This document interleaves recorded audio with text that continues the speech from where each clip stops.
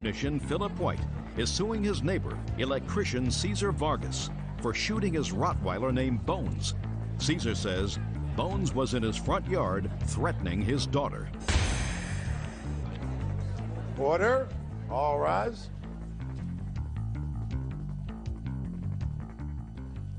This is case number 192 on the calendar in the matter of White versus Vargas. Parties have been sworn in, Judge. You may be seated. Ladies, have seats. Mr. White, according to your complaint, sir, the defendant is a neighbor of yours. Yes. And he shot your dog. Yes, he did.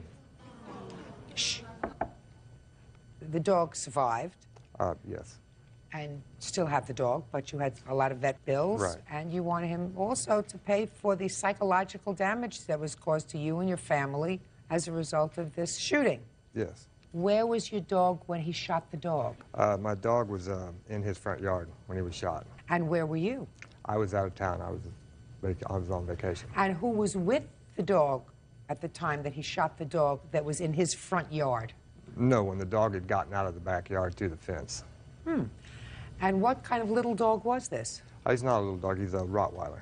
A Rottweiler? Yes. And the Rottweiler, I mean, I know a little bit about dogs. A Rottweiler weighs several hundred pounds. Yes. Right? Right, 100, yes. Well, what was your dog doing in his front yard? I'm not sure what he was doing, but he was just cutting through, I believe, heading back down the street like he does occasionally. That's outrageous, sir. What is your 100-and-some-odd-pound dog doing out unattended by a member of your family who's able to control the dog? What if somebody's afraid of dogs? Well, the dog, it's kind of difficult to keep the dog in the yard sometimes, but when the dog does get out there. Never! It's never too hard to keep a big dog in your own property, in the house, in the yard, fenced in, tied up, or at all times under your control. I read this and it sounded to me as if you're the victim. You're not the victim.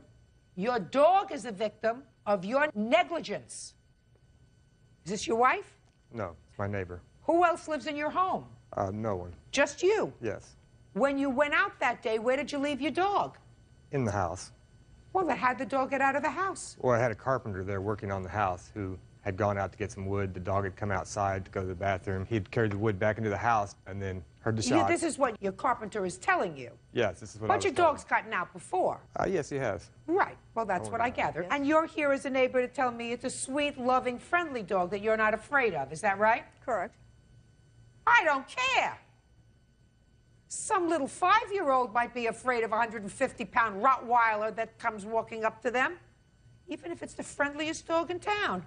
So, that being the case, let me get to Mr. Vargas over here. Mr. Vargas, I gather that initially you denied that you shot the dog, but then you said to him, yeah, I shot your dog. Your dog was in my front yard, and my child was out there. Was your child outside? Yes, she was. How old is your child? She's 13.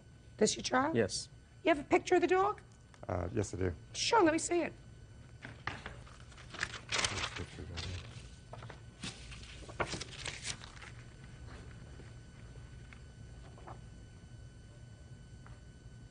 Looks like an absolutely lovely, lovely dog.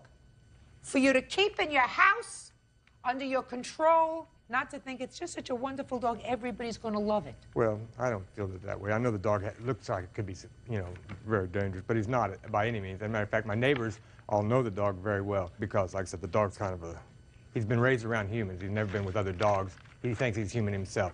Everybody who comes over, he meets him at the front door to be petted.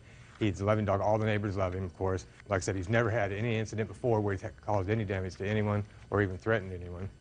Listen, Mr. White, this dog is doing what this dog has been trained to do, which is he's a block dog.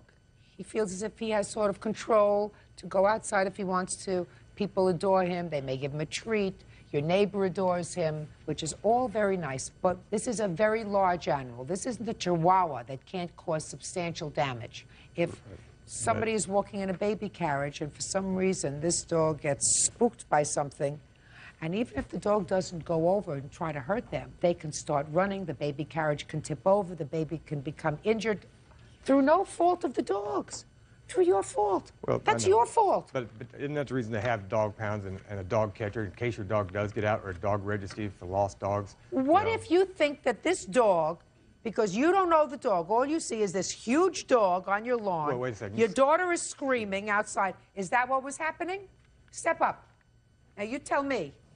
What happened when you saw the dog? When I saw the dog, it was barking at me and showing its teeth, like in an angry way. Were you frightened? Yes, Where were you standing? in my driveway. And where was the dog? At the end of the driveway. And what happened next?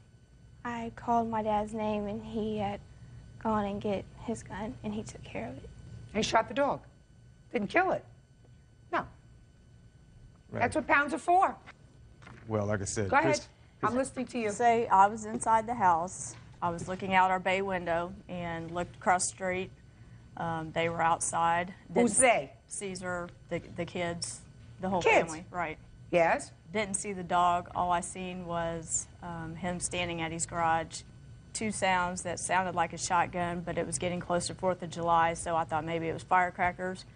Ran back to the back door and opened up the garage door, and that's when I seen the puffs of smoke coming from his garage. But like I said, I did not know at that point in time the dog had been shot. Just a minute. So you saw his daughter outside? Yes, but the dog wasn't barking and they weren't screaming. Listen, how long have you been neighbors? 3 years. Have you ever seen the dog out before? Yes. Did you ever shoot the dog before? No. Did you ever say anything to him about the dog before? No. But the dog has been out before. Right. And it's true, over the last 3 years, you've not had a problem with him. Is that right? no, I haven't had a problem at all with him, except for the fact that a couple weeks prior to this, I had been riding my motocross bike in some trails there in my neighborhood. While bringing the bike back home, I passed his wife on the sidewalk. She was walking down the sidewalk with a stroller, and she hollered something at me like, slow down. And I went on by her and went on home with the bike.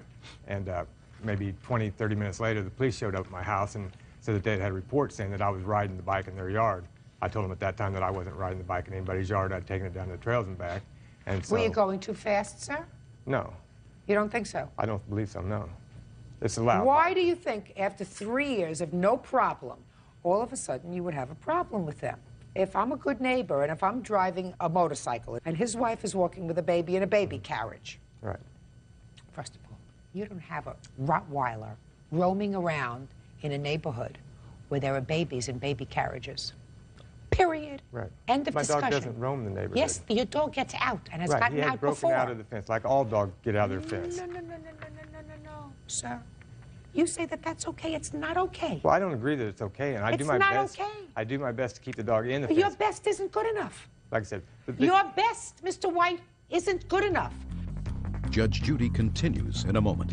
Says, neighbor Caesar Vargas shot his Rottweiler Bones. Caesar says Bones was threatening his daughter. If you're going out and you have carpenters in your house that you know are going to be taking wood in and taking wood out, and you're not going to be there all day, you take your dog to a kennel. And you say, I want to make sure my dog doesn't get out because it's dangerous for my dog to be out in the street. It could cause a car accident.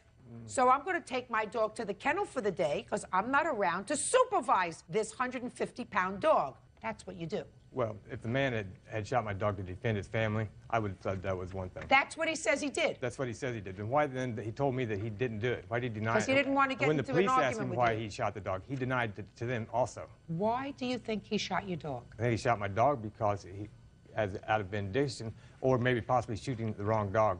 Like I said, my dog's real fat popular. My dog lived on the Oi, roof of my Mr. house. White, you ain't going to get it, sir. Listen to me. I You know. know why you're not going to get it? You're not going to get it for two reasons. First of all, if you're driving a motorcycle and you pass a woman who's walking with a baby carriage and she says to you, hey, slow down, Right. and that's your neighbor, and what you said is you just kept on going. Well, yes. No, just a minute. That's what you said. Yes, oh, I yes, did. that's what I did. I just kept on going. That to me is rude. Rude! Because you stop the motorcycle and you say to your neighbor, I'm sorry, I didn't realize I was going too fast. I'm sorry if I frightened you. That's what you say to a neighbor. You don't say, psh. Well, obviously, keep- my neighbor and I aren't that close, so I mean, we I don't care whether you're close or not. My neighbor's there until the police What came. difference is it if it's your neighbor or not? If a woman walking with a baby carriage says to you that you're driving too fast, then you stop and you say, I'm sorry. I You did seem put to the think motorcycle- everything you do is okay. No. Pay the vet bill. It's your responsibility. And go and say, I'm sorry to your dog. Pay the Goodbye. Items are excused. You may step out. I was just frightened for my child. I don't believe the time that the dog was threatening anybody. I grabbed my shotgun. The dog avoids people. He's never attacked or done anything that played with children. I wasn't aiming. I just shot towards him. I feel it's very unfair for the dog. I just hope it doesn't happen again and none of my brothers and sisters get hurt. Hired computer specialist Loretta Cochran is suing her former friend, computer technician Chris Matthews, for an unpaid loan for child support. Chris says he worked off the debt. Ms. Cochran, you claim a loan to the defendant in the amount of $5,000. You claim that you have given him certain credits. He owes you slightly less than $5,000 on the loan. Mr. Matthews says that you had an agreement, and the agreement was that it was a barter arrangement, that you gave him $5,000, and he agreed to do some work for you and half of the civilized world in exchange for the money that he needed to pay back child support. Is that right, sir? Yes, ma'am. How do you know him? I know him from the local flea market at home. He ran a computer shop. And you? I ran a booth there selling Beanie Babies, etc. Tell me about this loan, Ms. Cochran. Well, Chris needed to pay us back child support. How did you find that out? Well, he was talking about it at his shop where other people were. He was working on my personal computer, and he was talking about how he needed to raise the money to get to pay his child support. And I agreed to loan him the money to keep him out of jail. When you say you agreed to loan him the money, either he asked you for the money or you volunteered. No, he asked for the money. What did he say? That's what I want to know. Oh, gee. He wanted some help on paying the back child support. What prompted you to give him such a large sum of money? Well, he really promised to pay it back within... Tell me what he said, Ms. He Cochran. said that he was getting a $4,000 income tax refund and that he would be able to pay me back within 90 days. So I thought for a short time, yes, I can do this. He was probably concerned that he was going to go to jail unless he paid. Yes. Did he say that to you? Oh, yes. Well, I want you to tell me what he said, Ms. Cochran. Well, he said he was going to have to go to jail if he didn't raise the money by February the 6th. He had to go to court. And so we went to the bank on January the 27th, I think, and got the money and gave him a cashier's check so he could pay the bill. So he said that he would pay you back when he got his income tax refund, which would have been $4,000, and then make up the rest. Yes. Did he pay you anything? He paid me nothing. When did you first ask him for the money? After he went to court and, you know, had some time had passed by, and I said, let's talk about this. And he would tell me to come over to the flea market, come over to the shop. He would have some money. I'd go over. He wouldn't have any money. Weeks and months went by. He moved his business and went into business with some other guys. And he paid everybody else, but he won't pay me. All right, Mr. Matthews, now I'll hear you, sir. Yes, ma'am. I don't dispute the fact that I borrowed the money from her. We had made an agreement that I would pay the money back, and then business had dropped, and I came back to her and I said, I don't have the money. I don't know when I'll have it. I'll pay you. She made the agreement that I could work it off on working on her computers, friends' computers. Tell me about that, And Mr. I guess Matthews. they would reimburse her that way. Tell me about that, sir. Tell me about this new agreement. When was it? Where were you when you made this new... It was about March, and it was at her home. What were you doing at her home? Working on her computer. Okay. Go ahead. And she had said, hey, you know, you could do this kind of work. We can knock it off the bill, you know, until you can get straight and whatnot. Yeah, for a couple of hundred. Shh. Go ahead. And I kept doing this work and... Doing what work? On the computers. Well, how many computers did you work on? I worked on her computer twice at the shop, twice at her home. I worked on her lawn keeper's computer. I just worked on another friend of hers' computer. I repeatedly worked on everything. No, not repeatedly. You worked on her computer. Yes, ma'am. Okay. And she's giving you certain credit for working on her computer because she says in her complaint, I even credited him $164 because he did some work on my computer. Your Honor, I worked on her computer at least 4 times. So what? She kept you out of jail. How much do you think you'd be charged in interest on a $5,000 loan? I wouldn't know. You wouldn't know? You're not very good in math, just on computers? Just, I don't know what the interest rate you're speaking of. Any interest rate, sir. 15%, 20%? Let's try 10%. Okay. 10% would be right at $500. So forget about her computer that you worked on. How many friends' computers did you work on under this arrangement that you claim you had with her? 2.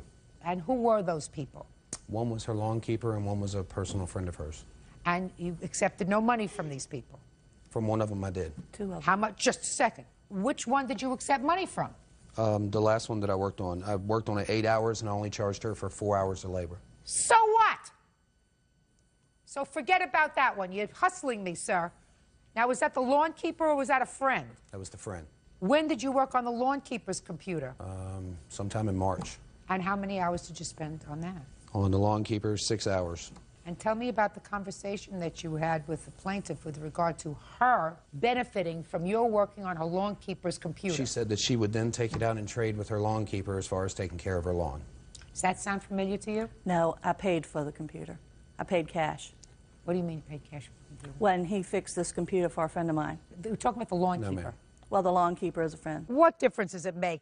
It's not $5,000 we're talking about here, Mr. Matthews. You have an obligation.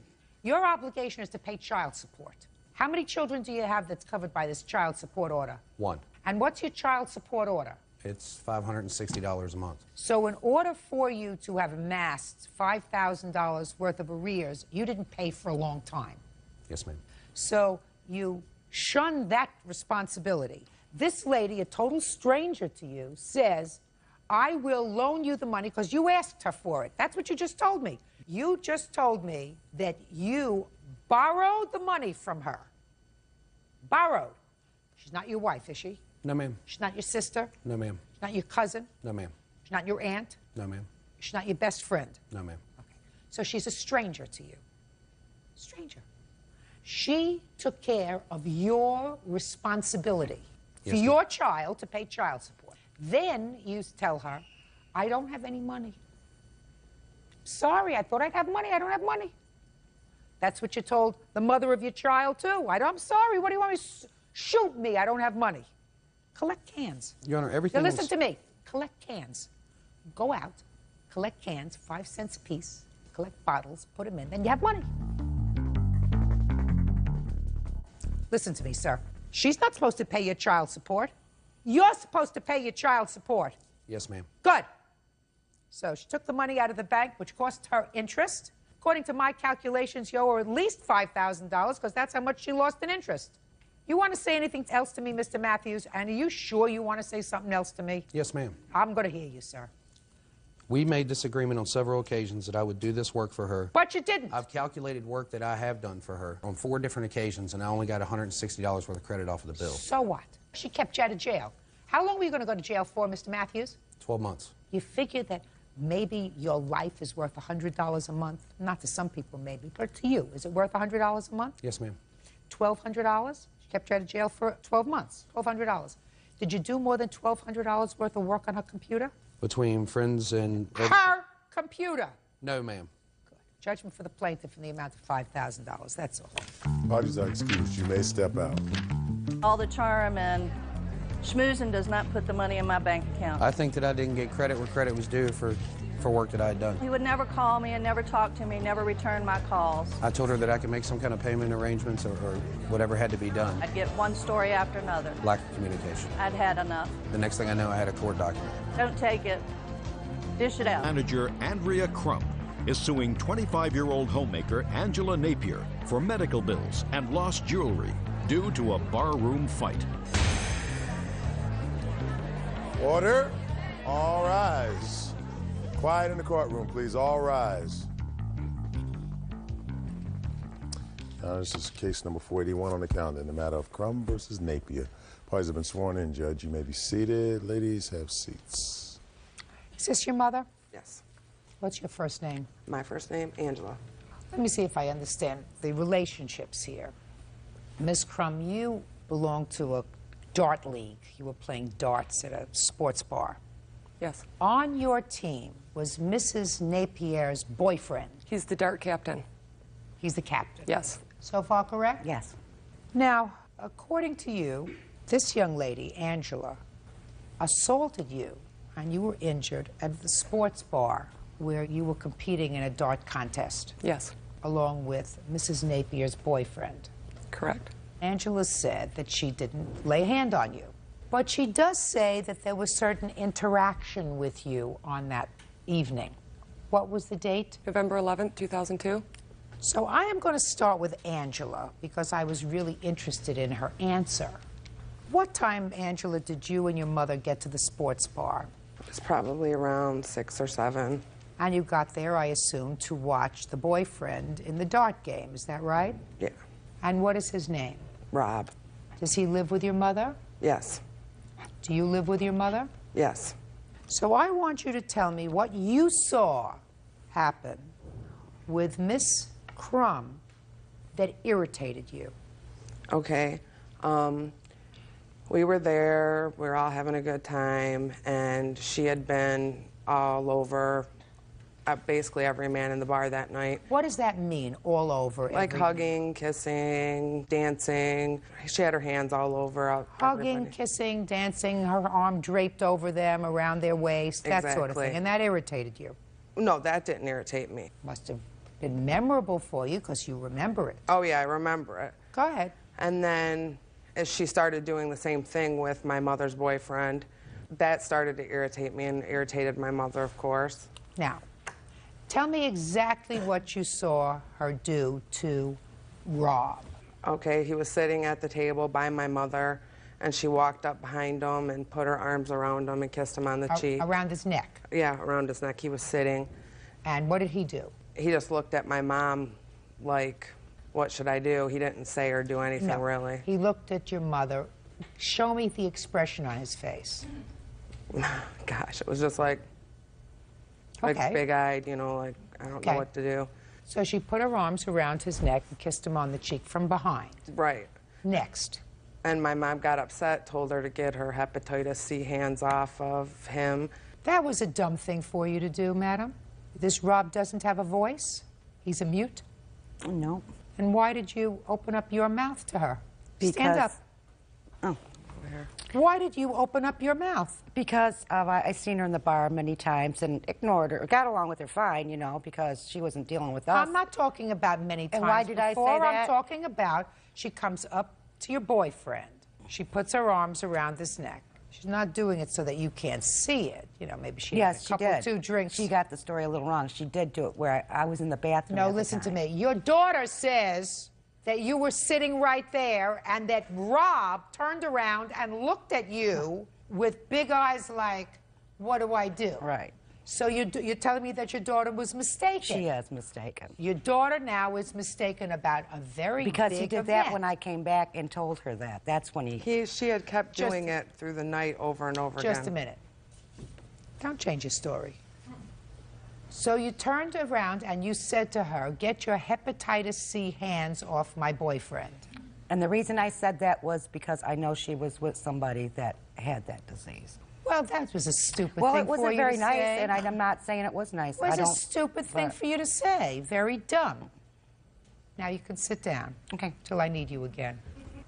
So now your mother opens up a big fresh mouth. And what do? Be very careful because I've got your answer that's sworn to right here. Well, basically, at that point, we didn't do anything. I went up to her after she had walked away and No. everything. According to you, you said, hey, you've got all these guys in here buying you drinks and you're kissing them. Do you think she wants you hanging on her boyfriend? Yeah, but... Did you forget that? No, I said that. I said that okay. to her. So after It your was mother after she had opened up a walked big... away. Just a second. After your mother opened up a stupid fresh mouth, then you decided to finish it off. Yes. Then what happened next? We went back to having a good time. Everything seemed to be fine. And then she started making gestures and giving us the finger.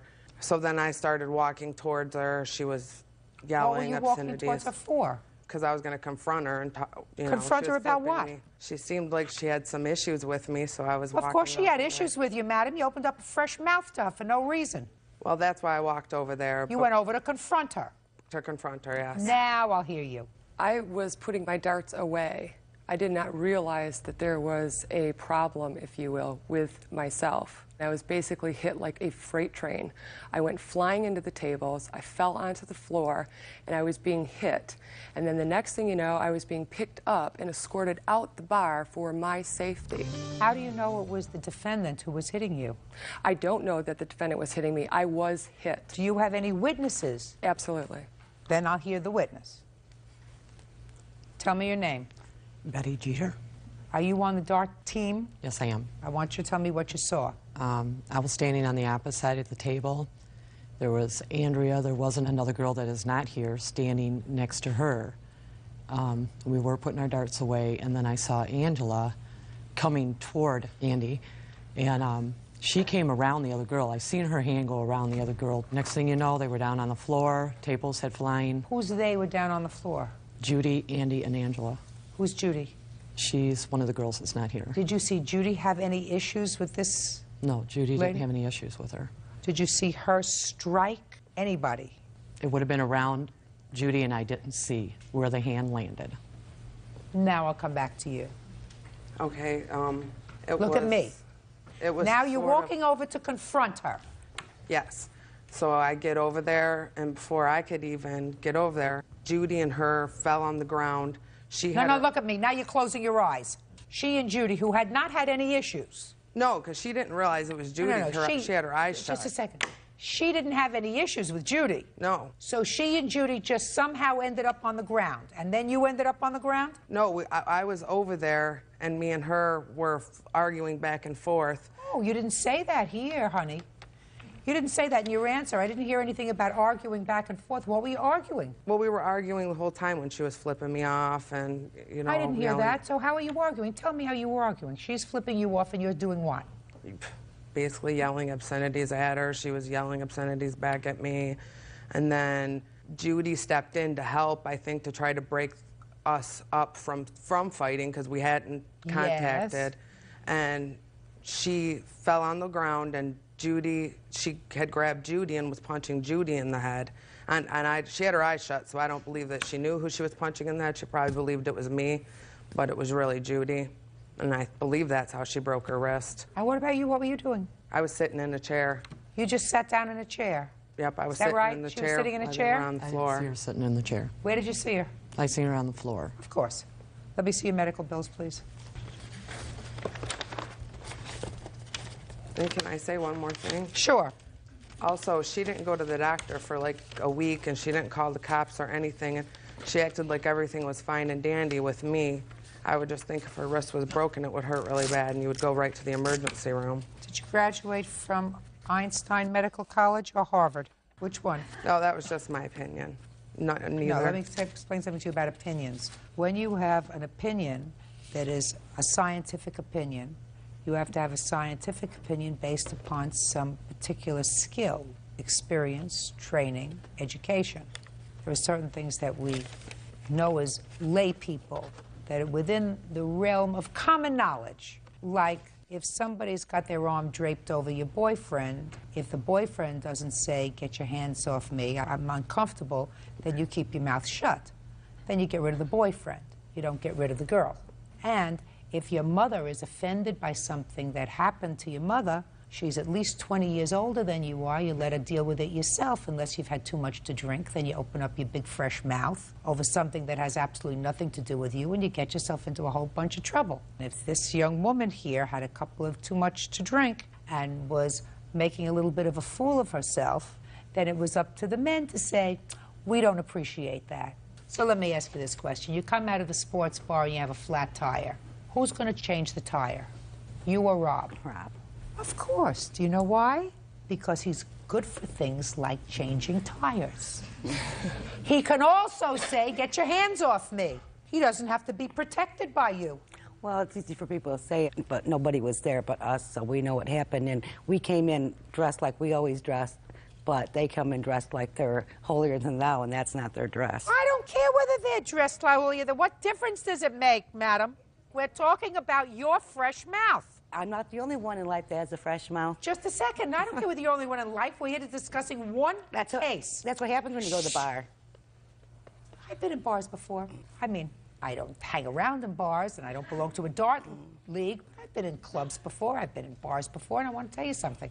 I haven't heard the kind of business in places where I've been that I just heard here. Haven't. Sorry. Okay. Just a second. Take this back because I'm not interested in this. That is the cost of the, I was told that I need to, my hand is still broke, I need to go to the occupational therapy. This is, since I have not attended. You have several choices.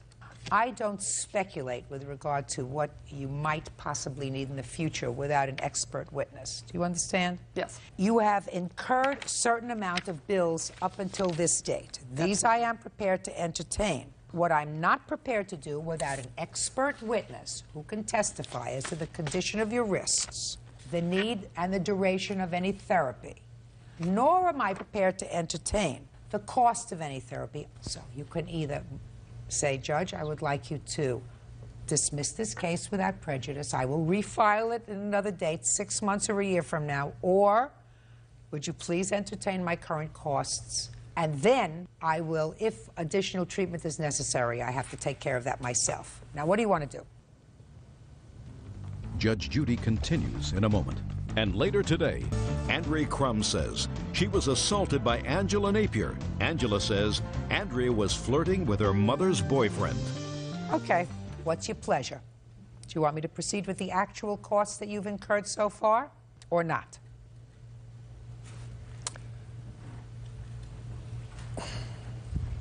No. No what? Dismiss the case. It's done. Case is dismissed without prejudice. Goodbye. Parties are excused. You may step out. Jealous you'll get to nowhere. It's a small town, and she's known as the town whore. I don't want anything to do with her, man. I actually have my own. Pretty much every woman in Sheboygan has given me a thumbs up. It never stops there. It's like Peyton Place. 8-year-old student Abby Kruger is suing her former roommate, 19-year-old bartender Michael Estes, for unpaid rent. Michael says he stopped paying because he didn't like her taste in decorating. Miss Kruger, your family owns a house. Mm-hmm. And you are in charge of renting the rooms in that house. It's a college community? Right. You rented a room to the defendant, and it is your claim that he owes you for 2 months' rent, $600. Now, I've read Mr. Estes's answer, and he acknowledges that he didn't pay the rent, right? Right. He says he didn't like your decorating. And he told you that if you continued to paint the house in colors he didn't like, he wasn't going to pay the rent. Isn't that what you told me in here? I just wanted to make sure that that's what you said. Yeah. She didn't let me have a say in anything in the house at all. Since when are men in charge of decorating? Since when are men in charge of decorating? You can decorate your closet, that's it. And that's if it's your house. If it's not your house, you can even decorate your closet. Mr. Estes, how old are you, sir? 19? You go to college? No, I took a semester off. Are you planning on going back to school? Yes. What do you want to be when you grow up? A police officer. That's a legitimate career. I'm curious because I thought perhaps you wanted to go into interior design. No. Clearly not. Now, I want you, Mr. Estes, to convince me why I should, or she should, forgive the $600 rent that you owe her because you didn't like the colors that she painted the house, okay? It's all yours, sir. I moved in August, and then she moved in around the end of August, I think. And then both the guys moved out, and then we were getting along, and then she kept decorating the house, and I said, you know, I want to have a say in this house too, and she wouldn't let me have a say ever in the house. Like what? Give me an example. Like, she would paint this side of the wall red and, like, this side of the wall red, and then both these sides would be white. She'd paint, like, the kitchen like a yellow and blue color. She'd paint the hallways and paint, like, all over the house all kinds of different colors, and I didn't like it. What and color do you like? It was white. White was fine to me. You like plain white. You don't like color. You like it plain, nice, plain, clean white. Yeah. Okay, go ahead. Bird and I are fascinated. And that's about it. I just told her, you know, I'm not going to pay rent if I never have to stay in the house, and she was just like, whatever, you know. You're talking about a say in the house. You're talking about the color. I mean, I want to know if there's anything else other than the color. She painted 2 walls. Just the way that she decorated the house, it was like all like girl house, and I couldn't put anything up at all. Explain that to me. Other than the color, what else did she decorate? Just she'd put like candles up and all these weird lamps and pictures. It was just Pictures or pictures? pictures. Pictures that you pour from or pictures on the wall? Pictures on the wall. Pictures. What kind of pictures did she put up? I don't know. They're just like artist kind of pictures. I don't know what it really was. Shh! Please! Mr. Rest, this is very serious. Who are you? I'm his girlfriend. Please don't move. I didn't ask you to stand up. I just wanted to know whether you were just fixing your hair or raising your hand. I just have something to say. Either way, stop it. Judge Judy continues in a moment. Mr. Estes, your defense is the most ridiculous defense that I've heard in a very long time. Most ridiculous. If you want white walls, you take an apartment where you live all by yourself with your girlfriend, and you have white walls. This is not your house. You are merely a boarder in one room. It was her house. You have a room. You are entitled to decorate your room. If you and this girlfriend of yours get together and get married, I guarantee you, you're going to have more than white walls. And you know what you're going to say when she comes home and she's painted the hallway yellow? You know what you're going to say? Yes, dear. That's what you're going to say, because you're going to be out there protecting the peace and security of your neighborhood in your chosen profession. And since white walls are the walls that appeal to you, and no pictures on the walls appeal to you, I can't say that you had a different decorating taste than she did, because you had no taste. So you pay her the $600. Mr. Estes, you're supposed to do the right thing. You want to be a police officer? Police officers have good character. They have a good moral compass. They know right from wrong. You lived in the house. You lived in the house for 2 months. The rent was $300 a month. You didn't pay the rent, and then you came up with a lot of baloney excuses. That's not what a moral person does. And you've chosen a profession that requires that kind of moral compass. Do I make myself clear? Yes, ma'am. Perfect. Goodbye. Parties are excused. You may step out. I have nothing much to say. I think it was a poor decision. I just tried to make the house nicer. I didn't know he had a problem with it. I think I should have say in the house. I allowed him to choose the colors in the basement, so. I feel that if I'm going to pay rent there, I should have a say in it. Engineer Larry Tassari is suing his ex-girlfriend, 25-year-old surgical technician Martha Miles, for making false allegations which resulted in loss of work and the loss of child visitation. Order. All rise.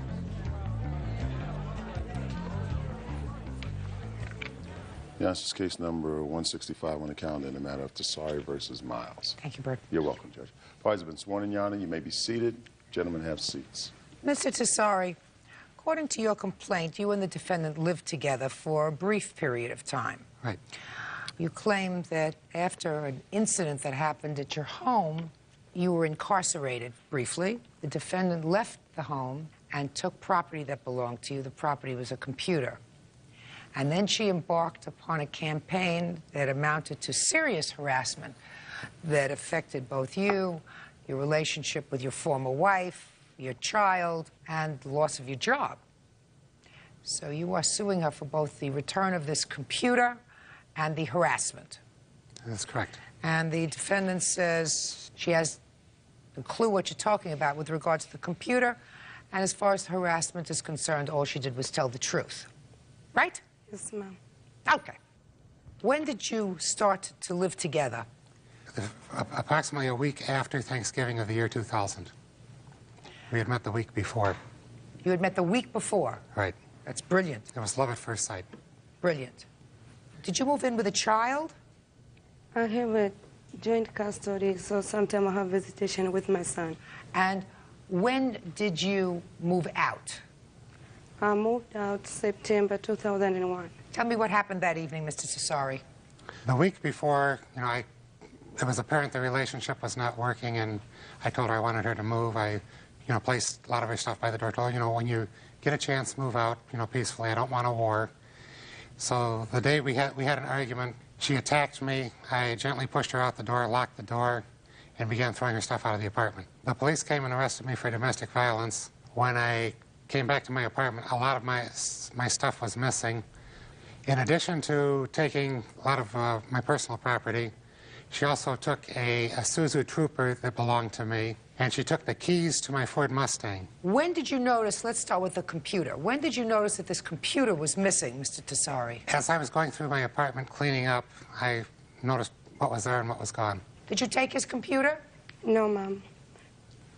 Now, Mr. Tassari, something I found interesting in your complaint. You said that you had already taken Miss Miles to court with regard to the cars. Yes, I have a judgment that she owes me $702. When did you take her to court for the cars? After I hired a repossession company to recover my car, and I had a dollar amount there that I could use to create the paperwork. So my question to you, Mr. Tassari, is you were going to small claims court over a fixed amount of money having to do with the car.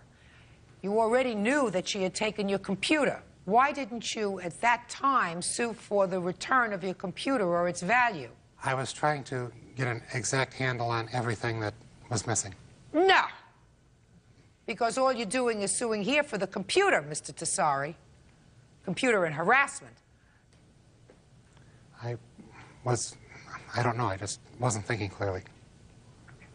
Well, I'm going to find, sir, with regard to the computer, that you had an opportunity to sue for it at one time, and you should have done that. So I'm not entertaining your application for the computer. Now, the harassment came later. So I will hear you with regard to the harassment. Now, you say that you telephoned your former wife and made some allegations to her. I'd like you to tell me when that phone call was. November 15th of 2001. All right, now, Miss Miles, why don't you tell me what you told his former wife in November? I told her, he said that his check is being garnished, and he was complaining, and he said it's easy for him to go to buy a gun and blow up his family and children rather than pay the child support. Okay, so let me understand this. You called his former wife because at some point Mr. Tessari had told you that he was angry that his check was being garnished for child support, and that it would have been easier for him to blow up his family than to pay the support. Yes, ma'am. When did he say that to you, Miss Miles? He said to me when we were living together, and I told him immediately. When you were living together? Yes. So sometime before September of 2001? Yes. Right? Now, I gather that you decided to call his former wife because you were concerned for her safety. Yes, and our children. And concerned for the children. Yes, ma'am. Right? Yes. Well, that's very nice of you. Why didn't you call when he made the threat? Why did you wait until after he kicked you out to call?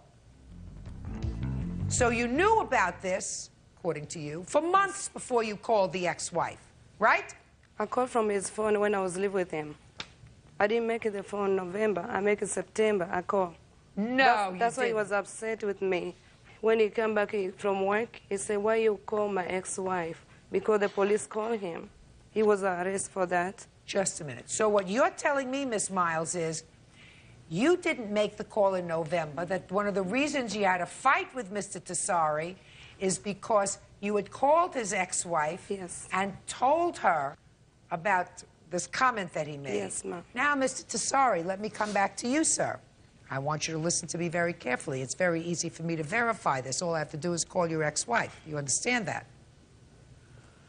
Did Miss Miles call your former wife while she was still living in your house? No. And you say it was in November that she called your ex-wife? It was November 15th. I have a copy of the police report. Can I see it, please? How many times did you call his ex-wife, Miss Miles? I called her 3 times. No, it seems clear to me here, Miss Miles, that this threat was relayed on November 15th, not in September. Now, Mr. Tessari, I have a question for you, sir. Let's say I don't really think or believe that you had an intention of blowing up your former wife and children because your salary was attached. But it is possible that you said it, right? I didn't say it. You might have. The question is, why did she make the call? And she made the call because she was angry. What else did she do? She sent me an email at work, which I have a copy of a police report on.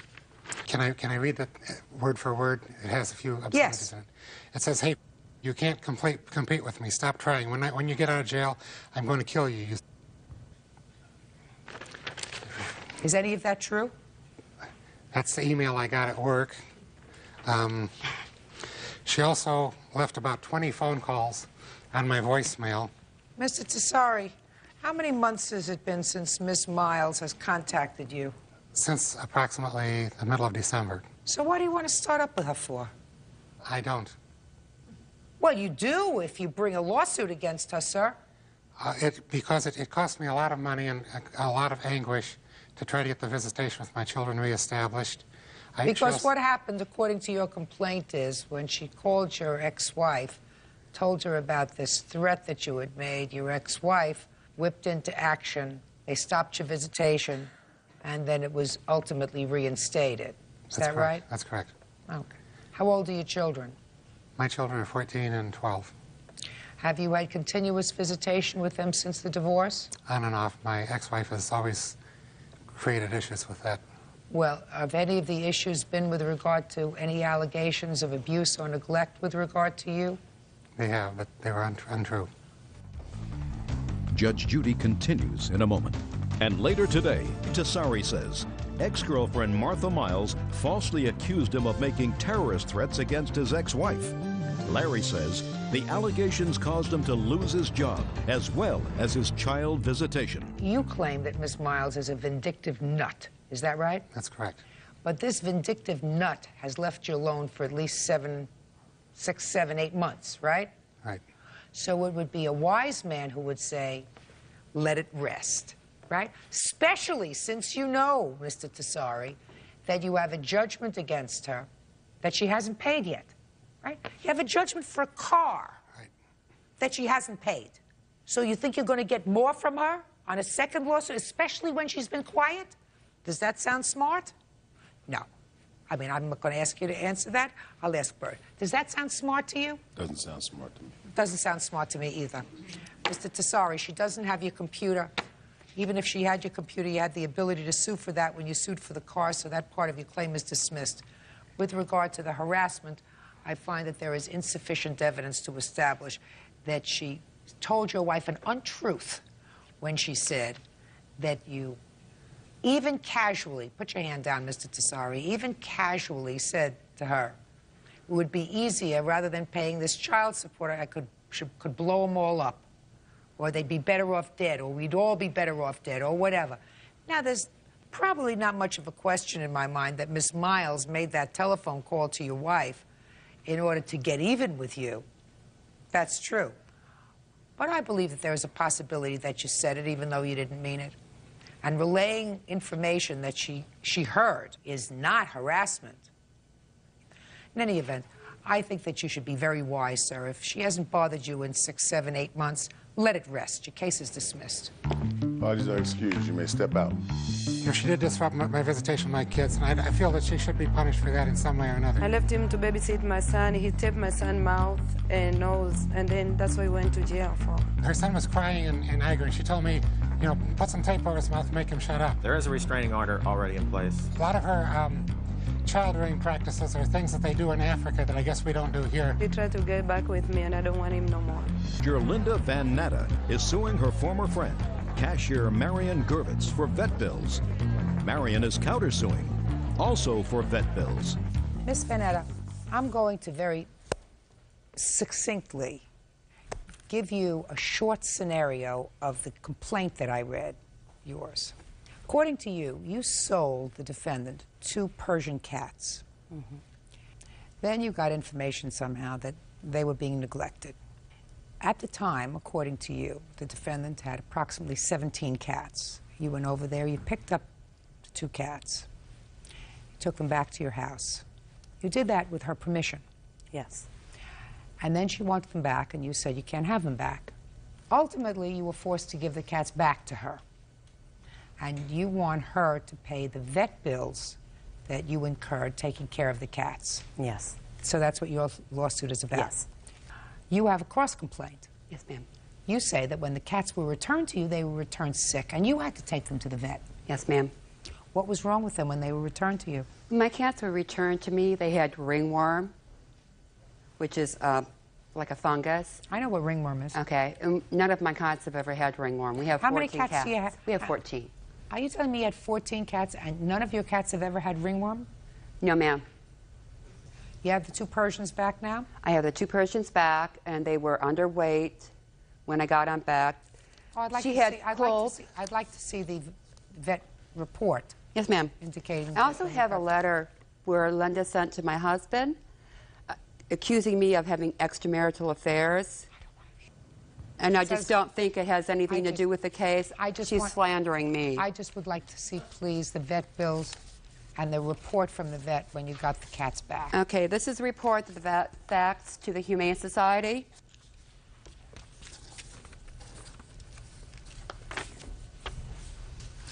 When were the cats returned to her? November. November what? Around the 15th, I believe. November 15th? I believe so. Well, according to the veterinarian, both cats had good body weight. Both cats had ringworm lesion. One cat had an ear infection, one cat had a right eye infection. And this indicates that both cats had several problems that required medical attention. Can you tell me how this is possible? These cats were very sick when I took them back. I've been treating them from the vet from August until the end of October, that I've taken the cats to the vets 6 times. Did you tell her when you went to pick up the cats that it was your intention to keep them? No, I told her I would keep the cats until she would get her act together. The house was filthy. She had cat feces all over the house. Linda, your house has not been any better. She had to shovel cat feces from the downstairs. You had rest in your bathtub, honey. The place was honey. supposed to be getting condemned. Listen to me. Where do you think you are? I'm sorry. Where do you think you are? I'm Then sorry. don't say but. Judge Judy continues in a moment. Go ahead. And with the 17 cats in the house, I knew that they were sick when I took them, and I did ask her about the condition of the cats, especially when I seen the bloody stool. She said that was not a problem, that she would cover the vet bills. So, and Did you say that to her? I told her if she took the cat to the vet, that I would pay the bill, but she refused to return the cats to me. You did tell her you would cover the vet bill. I would cover the vet bill, but Good, let me see. she refused to allow me to have my cats back or see them. She was going to euthanize them because of Jaria. Because of what? Because of Jaria. She was going to have the cats euthanized. That is a parasite that the cats had that eat out the inner lining of the intestine. I was never going to have them euthanized. That's what you told me, Linda. That's why I was having them treated, so that they would cure the Giardia. The vet told me They had Giardia. I have got a letter. Why do you need 14 or 16 cats? I do animal rescue. Yeah? And I have 7 papered cats, and I have 7 mutts, because I feel that anyone who sells cats should have as many mutt cats that need homes as they do purebred cats. They were sick before they went. No, ma'am, they were not sick. Sure they were. No, they were not sick, ma'am. Sure they were. You want to know why I know they were sick? Because you said if you take them to the vet because they had blood in their stool, I will pay the bill. If you Casper had diarrhea because of all the stress. Give me a break.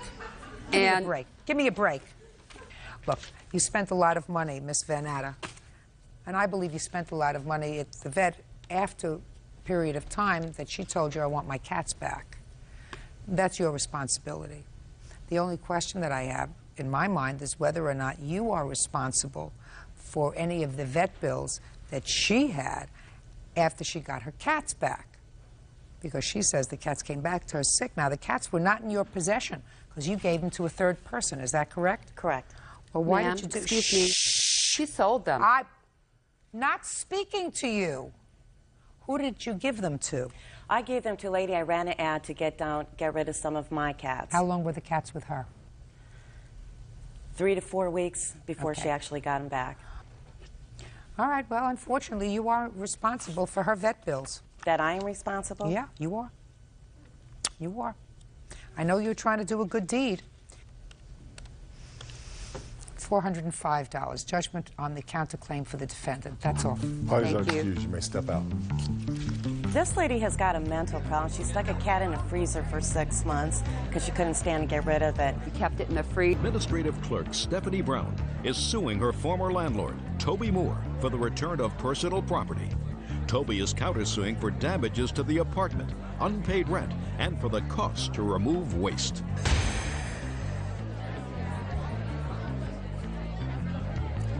Order. All rise. Your Honor, this is case number 385 on the calendar in the matter of Brown versus Moore. Parties have been sworn in, Judge. You may be seated. Folks, have a seat. Miss Brown, this is your son? Yes, it is. How old is he? He's 9. I'm going to ask Bird to take the young man outside because there are some serious allegations here that I don't believe he has to be involved with or be privileged to hear. Come with me. Everybody else you can be seated, sir. Ms. Brown, according to your complaint, you rented an apartment from the defendant. That's correct. Somebody that it turned out you had some connection with historically in your family. Correct. And it was a two-family house. You rented upstairs and you lived downstairs. According to your complaints, some issues developed. She evicted you. Right. And according to you, kept some of your property. Correct. You want to be reimbursed for that property. That's correct. Ms. Moore says she's very happy that you decided to sue her because she's been trying to find you. You left no forwarding address when you moved out because she claims you owe her rent. You destroyed her apartment, and she would like to be compensated. Correct. So when did you move in, and what kind of a lease did you sign? It was a month-to-month lease, and we moved in like the last week of February of 2002. What was the rent? $650. And you were evicted in August, is that right? Really the last week of July, I received an termination of tenancy. Okay, but then you were told you had to leave August 20th, according to your complaint.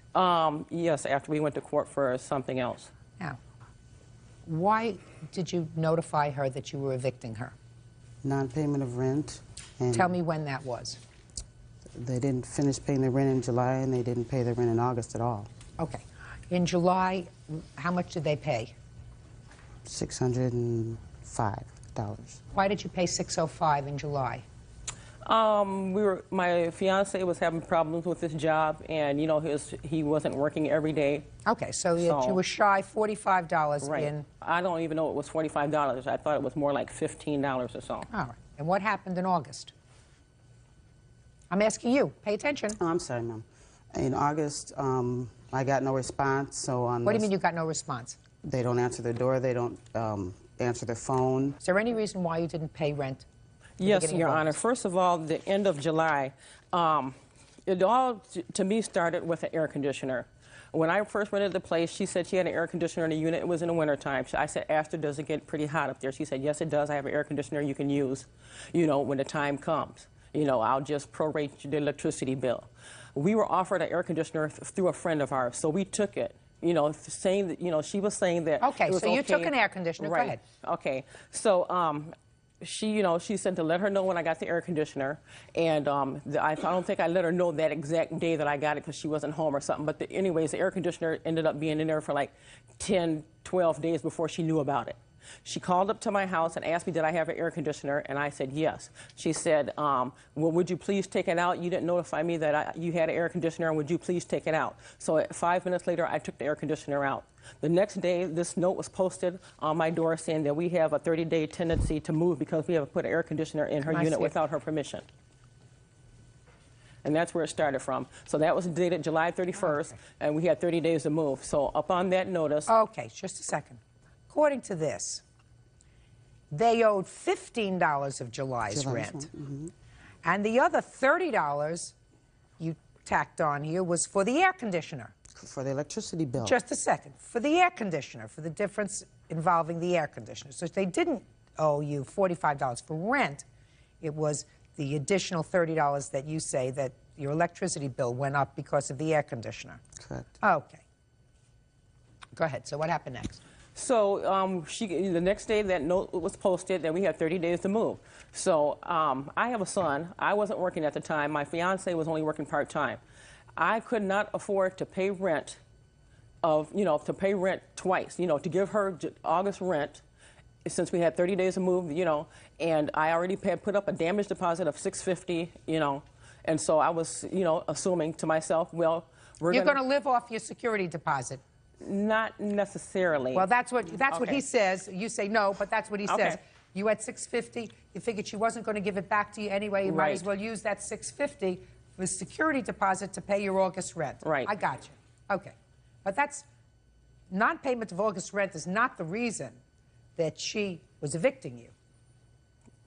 To me, it wasn't. It was because of the air conditioner. Okay. Is that why you were evicting her? No, ma'am. Why were you evicting her? Late night arguments with the little boy up there, and there's only, you know, the three of them up there.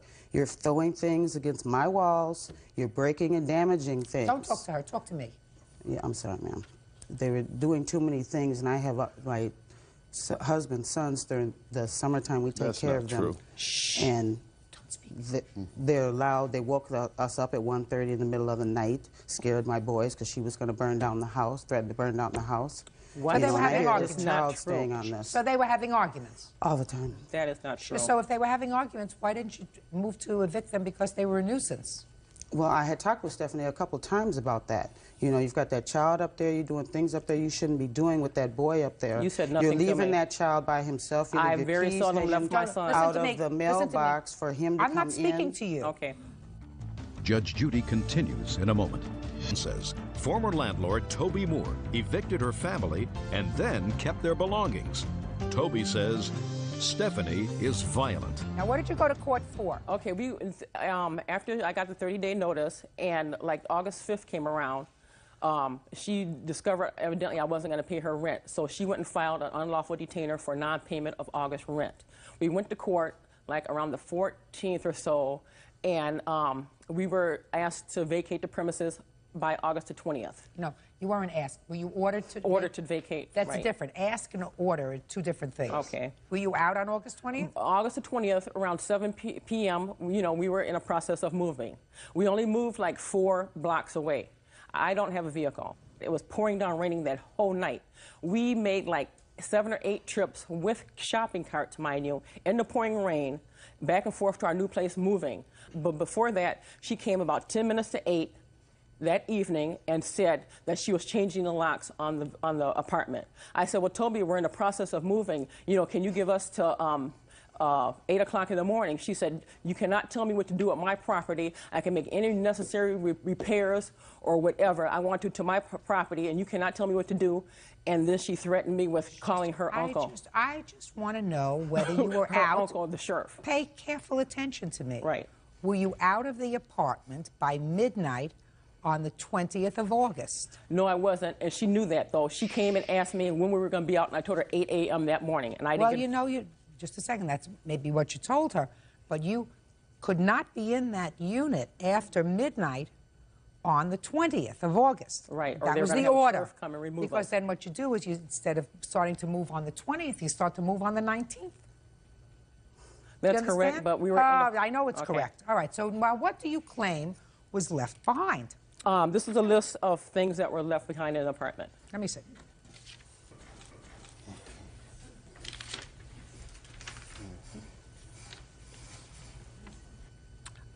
A slider rocker, I'm talking about the big items, slider rocker, sofa sleeper, large kitchen table, antique golf clubs. What are antique golf clubs? My fiance had a set of golf clubs, and they were antique. They were like 15, 20 years old. Oh, no, those aren't antique. Those are old. Okay, well. There's a difference between old golf clubs and antique golf clubs. I'm just appraising. I don't know how old they were, but they were very old.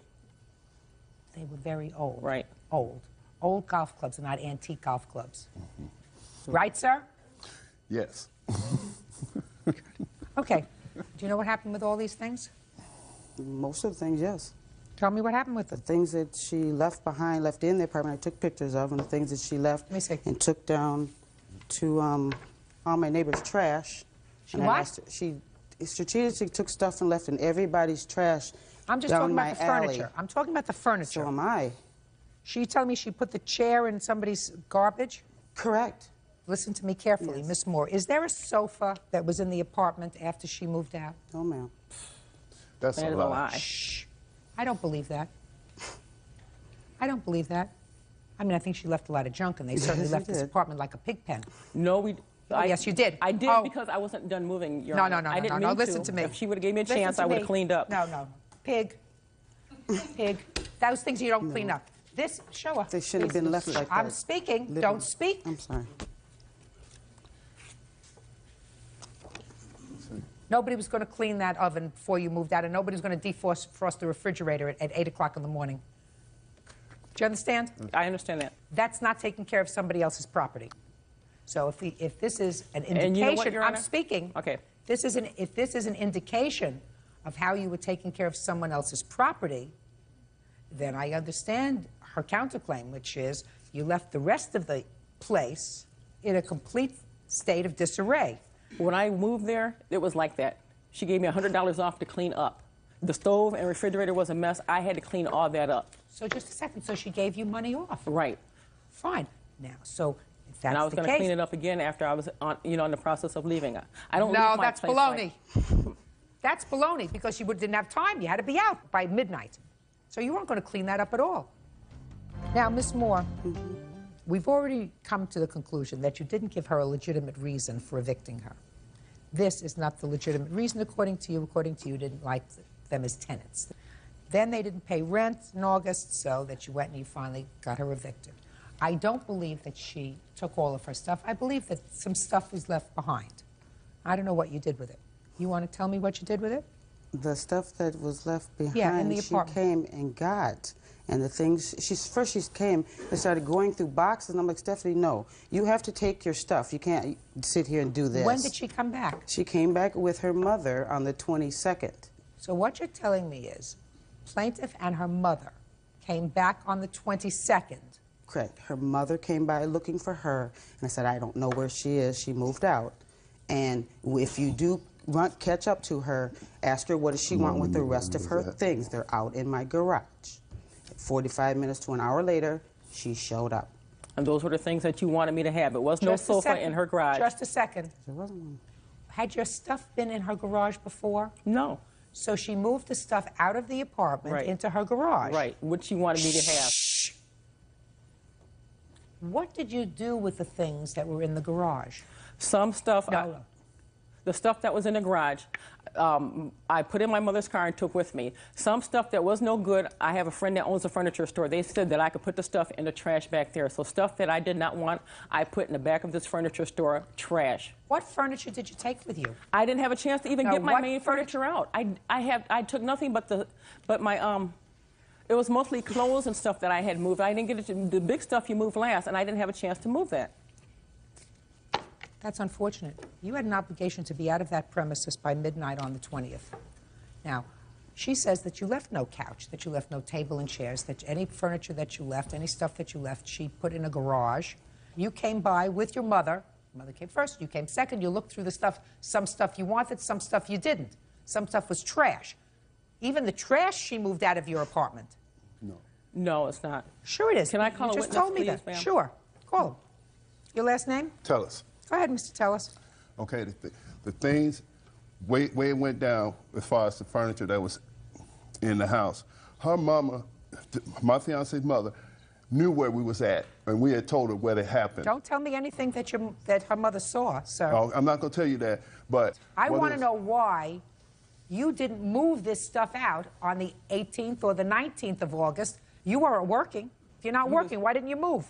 He was working. I was working. I was working, but I was working part-time. Well, it's working part-time, and the other half the time you move out in time. Okay. 17th, 18th, 19th, so that you're all out on the 20th, so that you don't start moving at 8 o'clock at night on the 20th. Okay, actually, we had prepared to move by boxing up a lot of things, whatever. But we were moving, and about 4:30, 5 o'clock that morning, she put a lock. The lock was there before. She had already put a lock on the door, but she locked the door so we couldn't get in to finish taking our belongings out. You couldn't be there 4:30 in the morning on the 21st. Okay, but even then... We had an agreement. She said, when are you going to be out? We said 8 o'clock in the morning. She said she had no problem. When we come to make our last several loads, the door was locked. But you listen to me. I don't believe you that you had stuff in that apartment worth $1,500 because you just said to me we came to make our last several loads. Our last several loads is not all your furniture. No, it was our sleeper sofa, our dresser, our table, our rockers, my golf clubs, my bikes, all that. Grills, everything. Grills. We were to move all that. Can I have that list? Can I have the list? So what did you take? Just a minute. Like so I said, what did you... So what did you take, sir, is my question. Basically, we took a lot of pots and pans. We took some rugs that we had. Clothes, you know, a lot of TVs, VCRs, but we didn't get a chance to move the big items. Okay, good. Now, did you have a U-Haul at that night? Did you have a U-Haul at that night? No. No. Okay. Now you can sit down. Now, I want to hear about your counterclaim. Tell the truth. One more word. One more word, your case is going to be dismissed, and I will just concentrate on her counterclaim. Do you understand? I understand.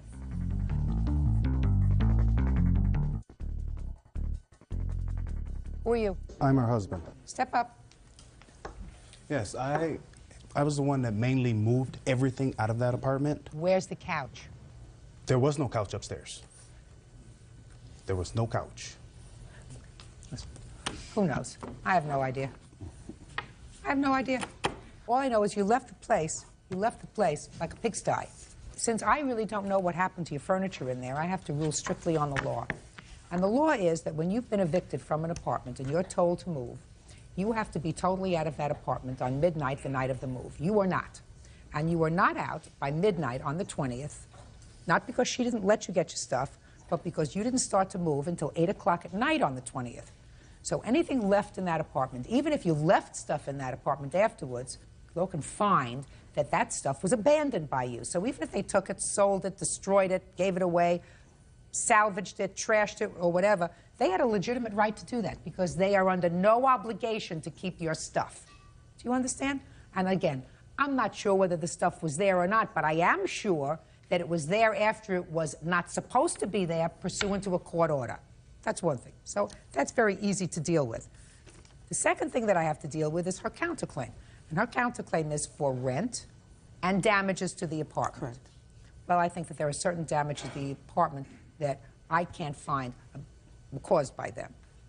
I certainly think that they left the place like a pigsty and that they have to be fined for that to the extent that they had $650 in security deposit and that at least part of that has to go towards cleaning up this apartment.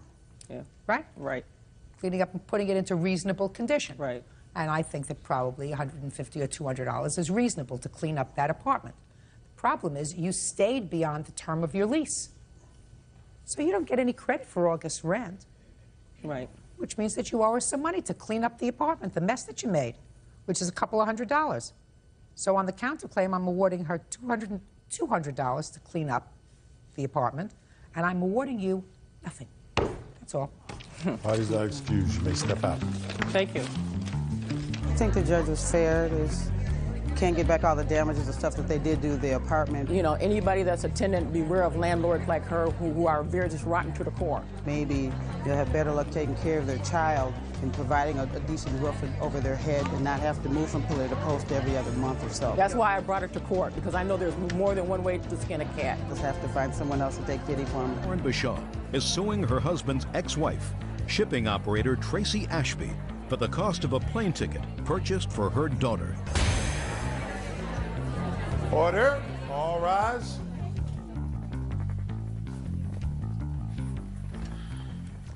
This is case number 530 on the calendar in the matter of Bashaw versus Ashby. Parties have been sworn in. You may be seated, sir. Have a seat, please. Mrs. Bashaw, is this your husband? Yes, ma'am. The defendant used to be married to your husband, and they have a child together, a girl. How old is she? She's 8 years old. This is the problem. You have custody of your daughter. Joint custody. But they were going on vacation, and they asked if, while the child was in your custody, if they could take her on vacation. You said yes. Yes. And they bought a plane ticket for her. Yes. And then, according to the plaintiff, you decided not to let her go because you were concerned about her safety. And Ms. Bashaw wants the money for the plane ticket because she says it was non-refundable ticket and you really had no basis to withhold your consent. What's the child's name? Bristol. Where does she live? With both of us. I work shift work, and sometimes I have to go to work in the middle of the night. So those weeks, so it doesn't interrupt her school, I allow her to stay with him. And then the other weeks that I don't work those shifts, she stays with me. Great. And it's been working for how long? For 3 years. That's great. You're to be congratulated, everybody. You have other children? No, I don't. Do you? No, ma'am. You? Yes. How many other children do you have? I got 3 girls. Where are they? With their moms. Okay. Where were you planning on going on vacation? Shreveport, Louisiana. When? July 4th of 2002. You bought the plane ticket? Yes. I bought mine in February. I bought hers in April. Who else was going? My husband was driving. In the original plan, was for the daughter to go with her father. And her mother requested that she fly with me. Why did you want her to fly? I didn't request that she fly. Her father came to me and said, with my daughter, that she would be interested in flying with her. I said that would be okay. You afraid to fly? Yes, ma'am. Have you ever flown? Yes, ma'am. Step up here. You have flown, but you don't like to fly. Yes, ma'am. What changed your mind? Changed my mind was she sent me a letter approximately 8 days before. She said, by the way, we will be leaving early 4th of July morning. That was the first time I had been told that they were leaving on the 4th of July. And that made me just very nervous. And that's when because of the air travel. Exactly. On July 4th. Prior to that, my daughter to this day, is afraid to fly. When did you think that they were leaving? I just assumed that they were flying out like on a Sunday and coming back on the following Sunday. Did you tell her that immediately? Yes, I did. What did you say? I called her and told her on the phone that I didn't feel comfortable with my daughter flying on the 4th of July with all the terrorist threats. It was on the news, and she's my only child. I just didn't want her to fly on that day. So? Out of respect to the mother, I granted her wishes, but she also told me on the same phone call that she would pay me back whatever it cost. Did you tell her that? I probably said whatever. I said, it doesn't matter to me. I can't even remember exactly what all was said because I was so upset about it. Did you want your daughter to fly on July 4th? Yeah. I mean, they say you're safer in the air than you are in a vehicle, and I know the way I drive, and they know the way I drive. We're not talking about usually, sir. We're talking about the fact that on that particular July 4th, I didn't have a problem. The government gave you... No, I'm not going to live... You're not paying attention to me. You're talking. Is there something wrong with you? Asking you, I'm trying to answer your question. You're not listening. You're not receiving. I want you to first receive, then you can process the information that I'm giving you in the question, and then give me an informed answer. We're not talking about ordinary times. We're talking about a heightened time of alert when there were alerts of certain potential terrorist threats surrounding the airline industry for that period of time. Do you remember reading the newspaper then, sir? Yeah. Do you remember watching the news? Did it give you any cause to be concerned about flying on July 4th? Not really, no. I mean... But you weren't flying. Well, I was... my daughter... But you weren't concerned flying. for my daughter. I mean, I'm always concerned for my daughter. But no, I wasn't flying. I don't fly, whether it's on July 4th or whenever. Well, you have flown, according to you. That's what made up my mind not to fly no more. Well... Why, did you crash? No, it just scared the hell out of me. Heck out of me, excuse me. What were you afraid would happen? Crash. Do you think that if the government told you that it was more likely that something bad would happen on a particular day, you might even be more frightened?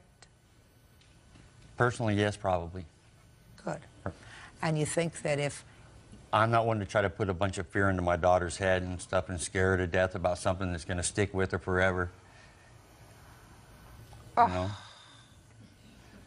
You have no children? No, ma'am. You have one child? Yes, ma'am. He has 3. Somebody's not watching out for us. Judge Judy continues in a moment. Bashaw says her husband's ex-wife, Tracy Ashby, owes for the cost of her daughter's plane ticket. Tracy says the ticket was for the 4th of July, and she didn't think it was safe. Well, I'm going to tell you this. Even though Mr. Bashaw doesn't seem to get it, he should. I can't help it, you know. I'm not responsible for what went in to make him what he is as a parent, as a person. But it would seem to me that if your wife purchased the ticket, before I would let my wife sue my ex-wife in a situation, sir, where everybody seems to be getting along for the benefit of this child, I would say to my wife, I don't want you to be out any money. Honey, I'll give the cost of the ticket to you because it's true, I can understand why she might be stressed to let the baby fly on July 4th. She's afraid, just like I'm afraid. So I'll give you the money for the ticket. That's what a normal person might do under the circumstances.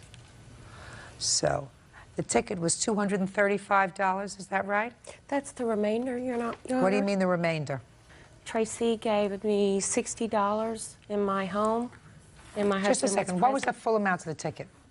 $330. $330. And 50 cents. $330 divided by 2 equals $165. And she's already given you 60. 60.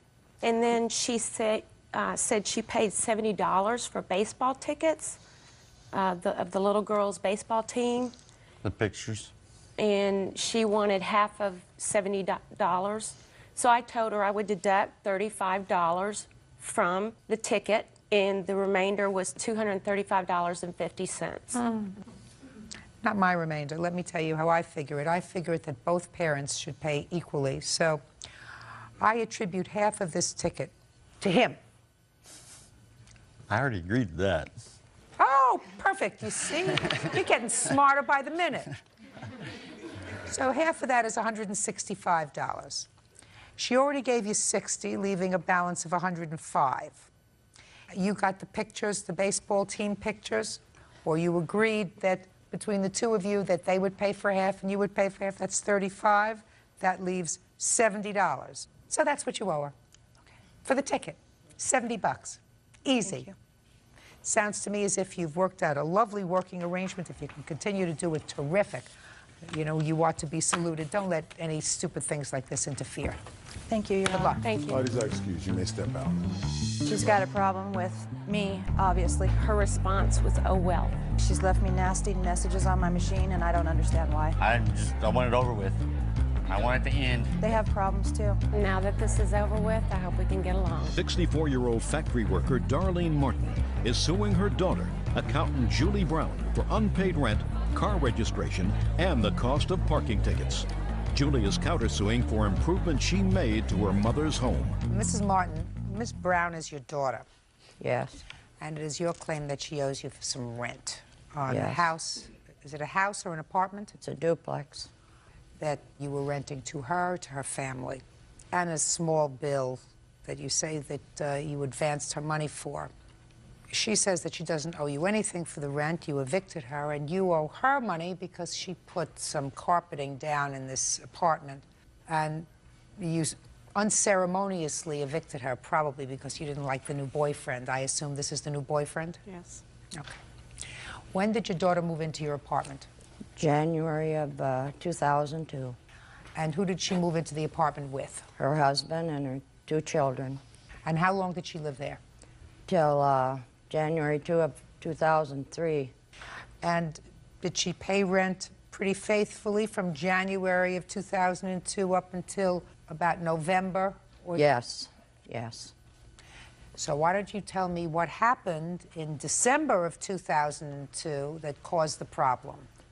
Well, in November of 2002, I called her about 3 times, and I told her, Julie, I have to have the rent money to make the house payment because I'm only working a 4-day week.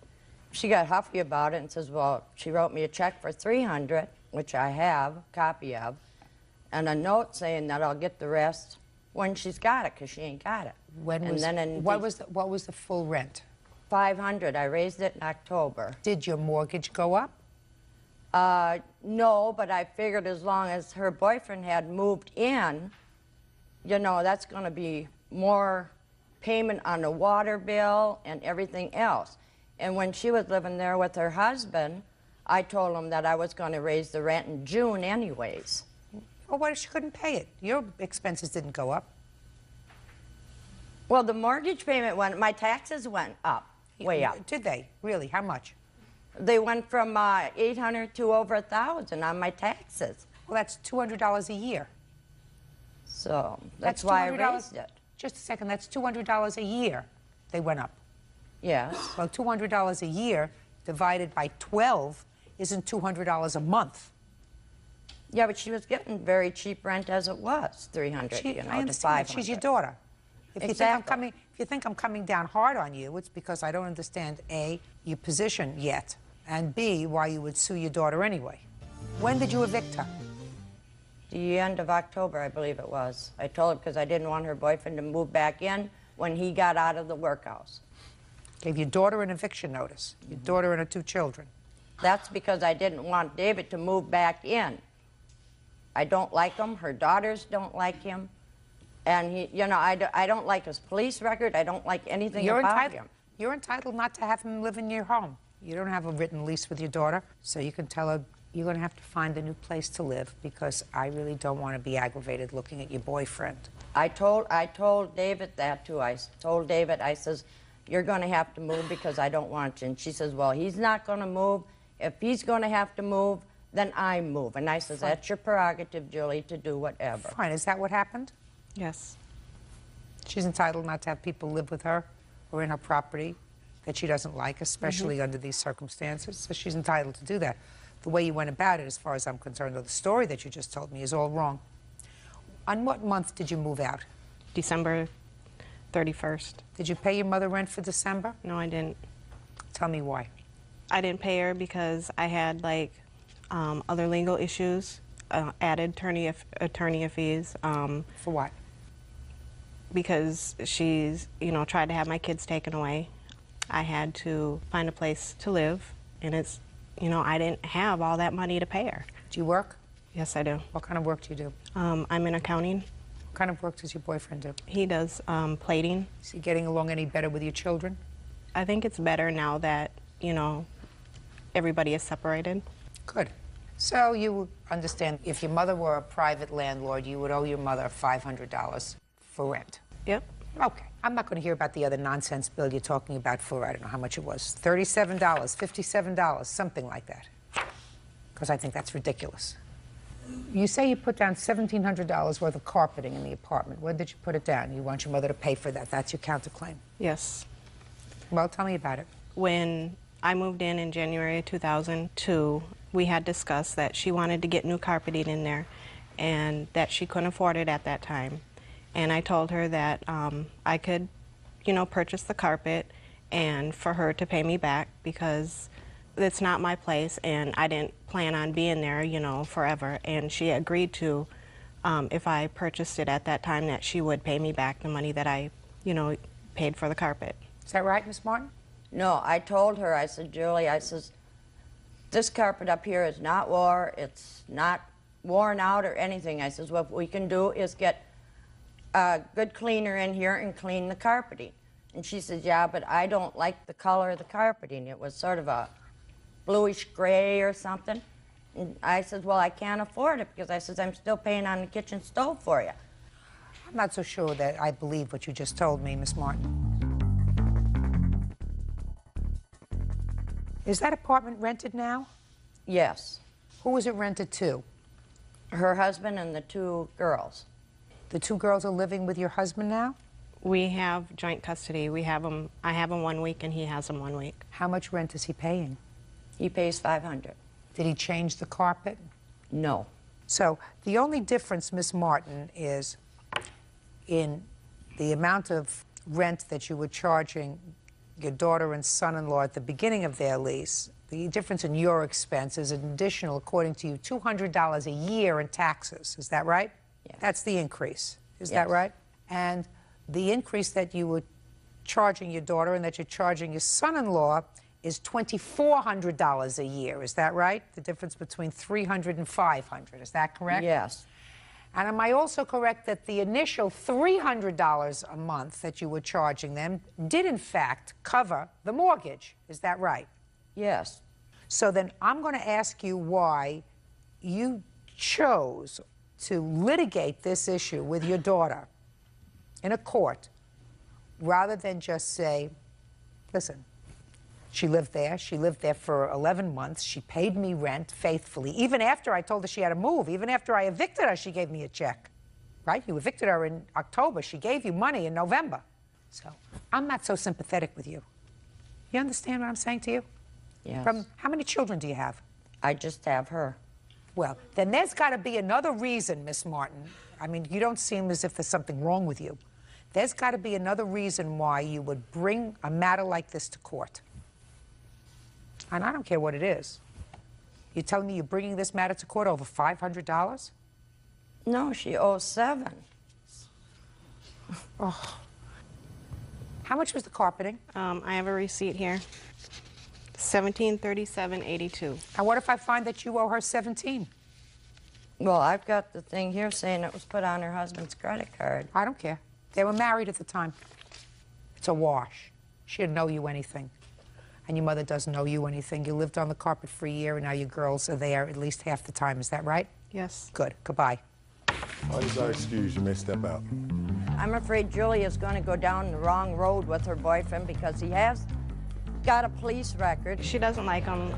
Engineer Peter Clay is suing his ex-fiancée, writer Deborah Todd, for several unpaid loans.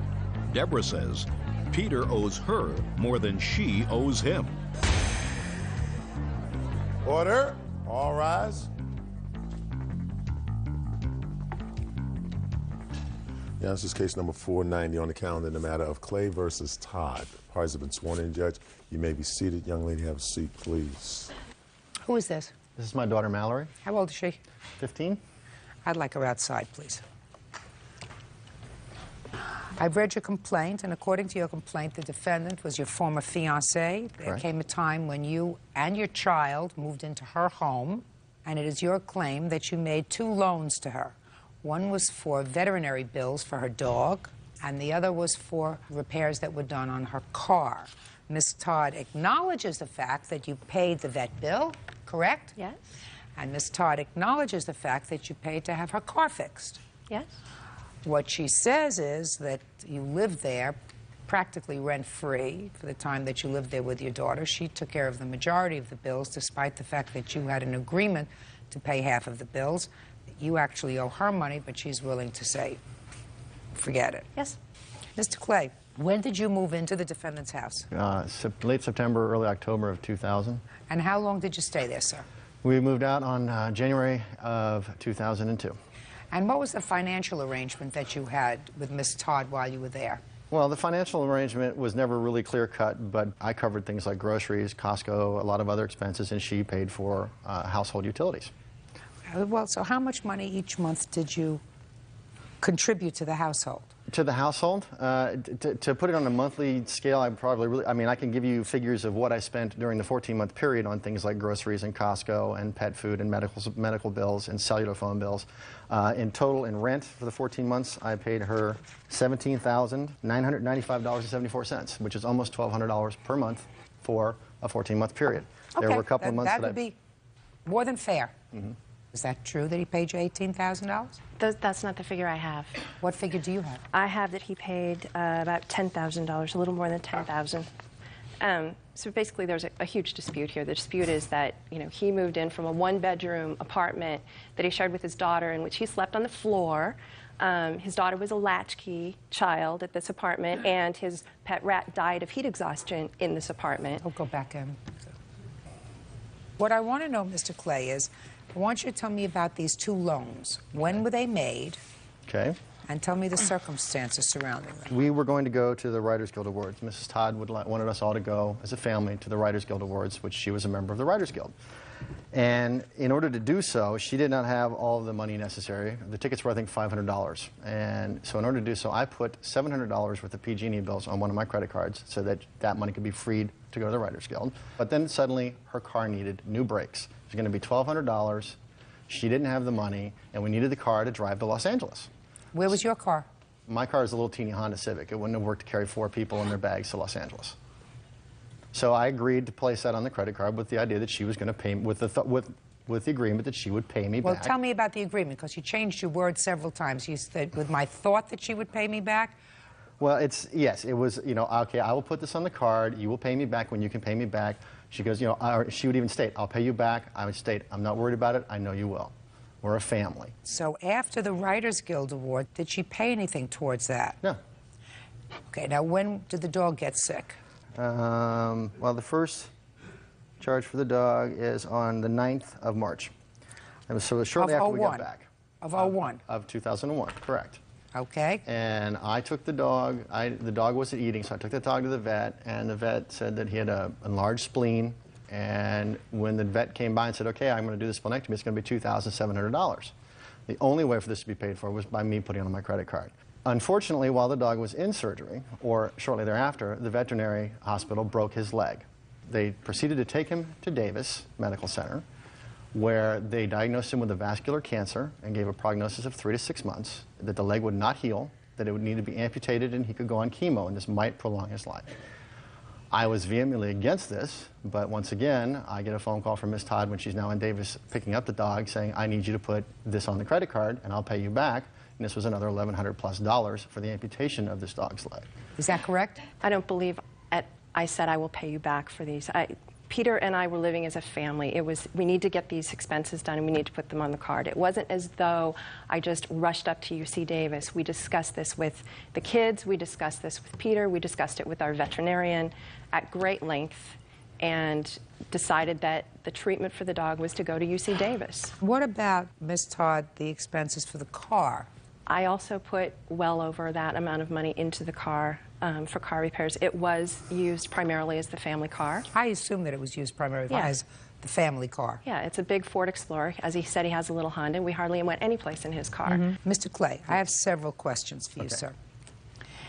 I assume that by virtue of the fact that the two of you were standing on opposite sides of the table, that this relationship did not work out. No, it did not. Let us assume it had. And you got married.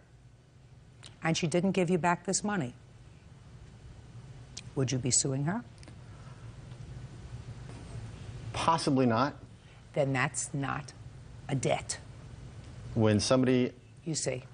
No, first of all, I'm going to read to you what you wrote with regard in your complaint, which could have very easily resolved at least a substantial part of this lawsuit.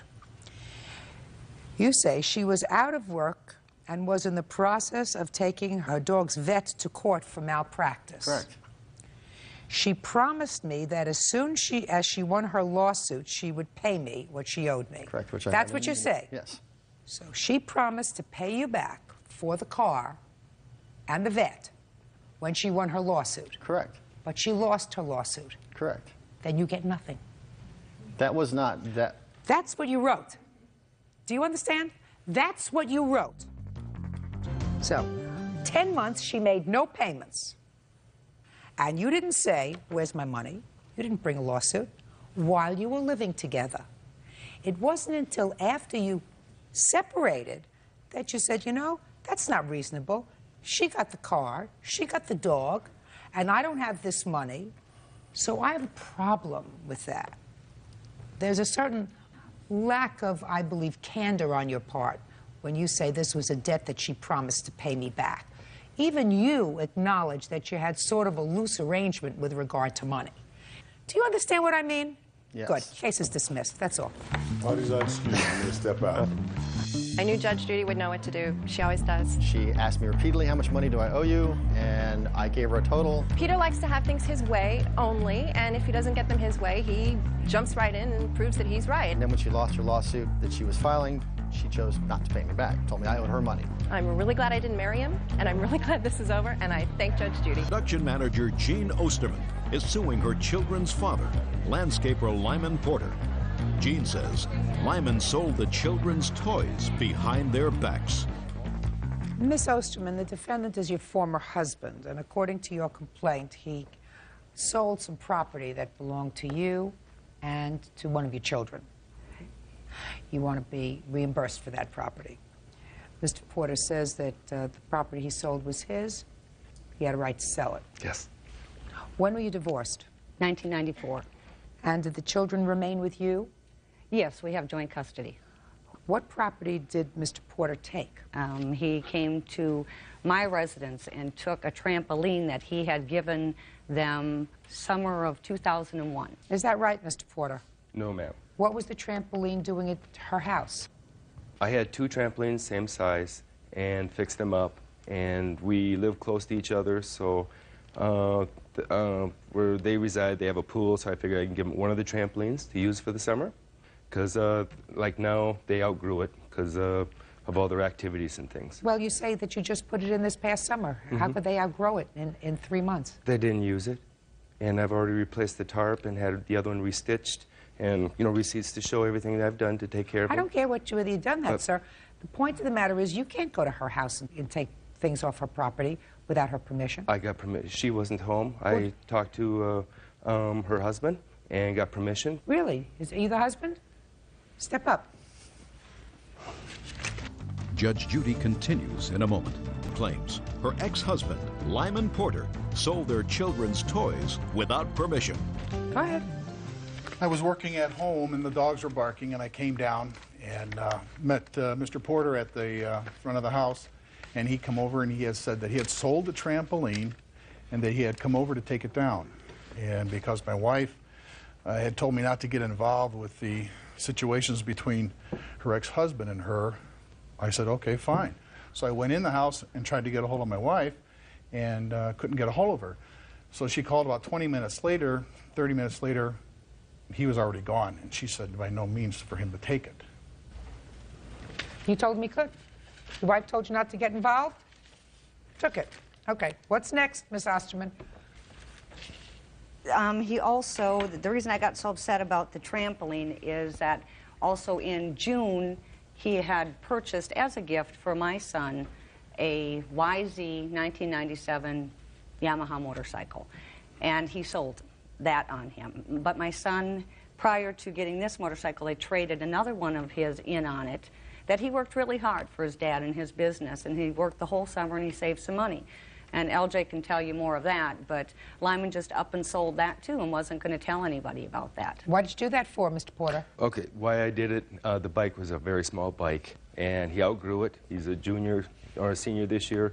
He would squish it. I have other 2 bikes and trailers that they could use. Well, what do you anytime. think that this is all about, Mr. Porter? I don't want to get your kids up here and testifying, but why would you do anything that would irritate your children? They don't use it no more. Why would you do anything that would irritate your children? Didn't mean to irritate them. But you did. I have other bikes. I have other toys, snowmobiles. They're welcome to anything. Was this a bike that you used? Yeah. All the time?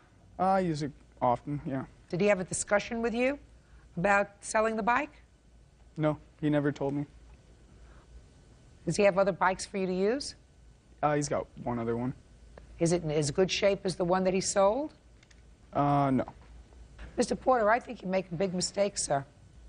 And that is, it seems to me, you're doing little things that are irritating, and you shouldn't. You've been divorced a long time, since 1994. What is the problem with the 2 of you? Can I show you some Yeah, evidence? Sure. What evidence do you want to show I can show you the size of the bike and the size he is. Here, you don't seem to get my point. It's the bike. You might as well get rid of it before Well, it you just sits discuss there. it with him. You discuss it with him. He never helped me this summer. You discuss it with him. That's what you do. Put your hand down. Who are you? The brother and the uncle. Stay out of it. Do you understand what I'm saying to you, Mr. Porter? No. Well, let me try again, because maybe you're just thick or maybe you're simple. You have 2 children. The idea is you're not supposed to do anything to purposely hurt your children. And if you have an irritating situation with your former wife, for whatever reason, and there has to be, because otherwise you wouldn't just show up one day at her door and say, I'm taking down the trampoline, because I decided the kids are too big, they don't play with it, or I decided I want to sell it. That's just stupid and irritating for your children. And then he's got a bike that he used. If it's too small for him, it's also too small for you. So you had no use for it. But before I would sell something that belonged to one of my children that they used, I would say, listen, I have this bike. It's too small for you. We'll sell it. Maybe we'll use the money and buy something else. We'll buy something that's bigger for you, or I have 2 other bikes that you can use. Not just sell it. Now do you understand? No. Judge Judy continues in a moment. You have no case, madam. Your Honor, my son did, on the motorcycle that he sold, my son put $900 of his money down onto it, and he worked for that money in his business. And when he sold the motorcycle, he wasn't even going to tell anybody. I found out by accident that he sold it. I mean, he told me not to tell LJ that he sold the motorcycle, and I did right before he went to Wisconsin. And with the trampoline, my daughter is in cheerleading, and she uses it up until 2 weeks ago when he took it, and these are gifts. He had permission to take the trampoline. I don't think that my husband, I asked my husband. He had permission from your husband to take the trampoline. Your husband is a grown man and could have said to him, you come back when my wife is home. He did not. He said, okay, go in the back and take it. That's it. And he did, took it, and he removed it from your property. That's it. You have no case with regard to the trampoline. With regard to the motorcycle, if you want me to have your son testify against his father, I'll be more than happy to do that. Step up.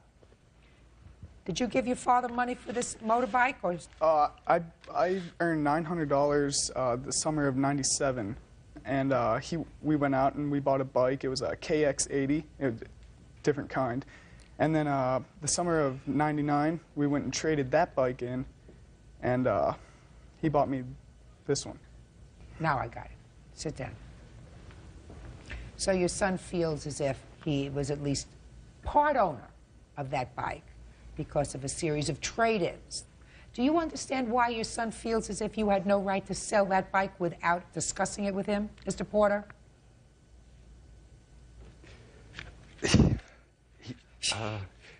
Do you understand why your son feels as if you had no right to unilaterally sell that bike without at least discussing it with him? The bike didn't even work because of all the... Do you understand why Sorry. your son feels as if you had no right to unilaterally sell that bike without at least discussing it with him? I guess I could have talked to him more. But... Listen. Beauty fades, dumb is forever. Applies equally to men and to women. He doesn't get it, Mrs. Osterman. I realize that. He doesn't get it. Just because he's your father doesn't mean he's perfect. He's far from perfect. You may love him anyway, because that's what you're supposed to do. He's imperfect. He doesn't get it. No matter what I say to him, he's not going to get it. What other kinds of bikes do you have at your house, Mr. Porter? Can I show you a picture? Sure. Let me see. Oh, sorry. You get it. Sorry. Oops. Sorry. Okay, there you go. All right.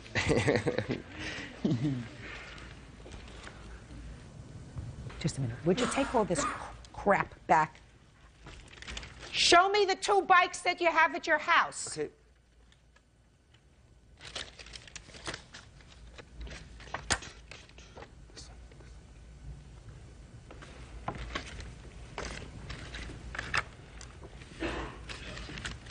Now, these are the 2 bikes that you have at your house, sir? Perfect shape. LJ, listen to me. Bert is going to hand you this picture and this pen. I want you to make a mark next to the bike you want.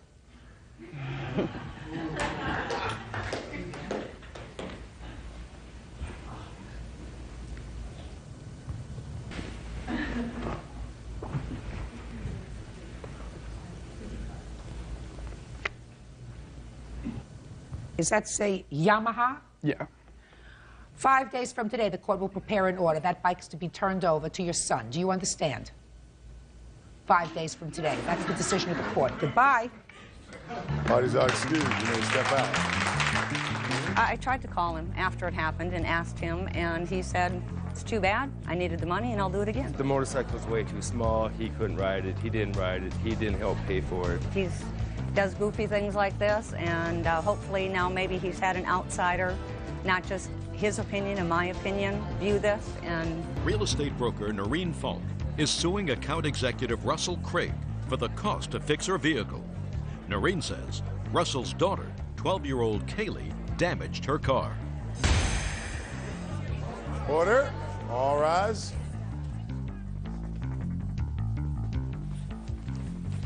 This is case number 450 on the calendar in the matter of Falk versus Craig. Parties have been sworn in. You may be seated. Ladies, have seats, please. Ms. Falk, it is your claim that the defendant's daughter somehow got behind the wheel of a car that belonged to you while it was in a garage, drove it through the garage door, damaging the car. You want the defendant to be responsible for repairing the car, which is about $600. The defendant says that his daughter is not responsible and did not drive the car and was not responsible for the damage. You weren't there. No, ma'am. Your daughter was there. That's correct. So why don't you step up? Tell me your first name. Kaylee. All right, Miss Falk, where was your car? My car was parked in my sister's private garage in Houston, Texas. What was it doing there? It was awaiting transport. My sister and niece moved down to El Paso, Texas, and we left the car there for my movers to pick it up at a later date. They were, at that time, taking my sister's car back. It's actually within a garage? Yes, ma'am. And I have pictures of that. Can I see it? Yes.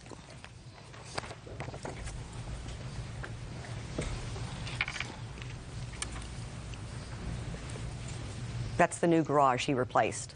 The new door? Yes, ma'am. Who replaced the door? Mr. Craig. Good for you. How much did that cost you? $420. All right, Kaylee. You want to tell me how you got possession of this car? My friend and I, Tammy, were going to her house. Going to whose house? Tammy's.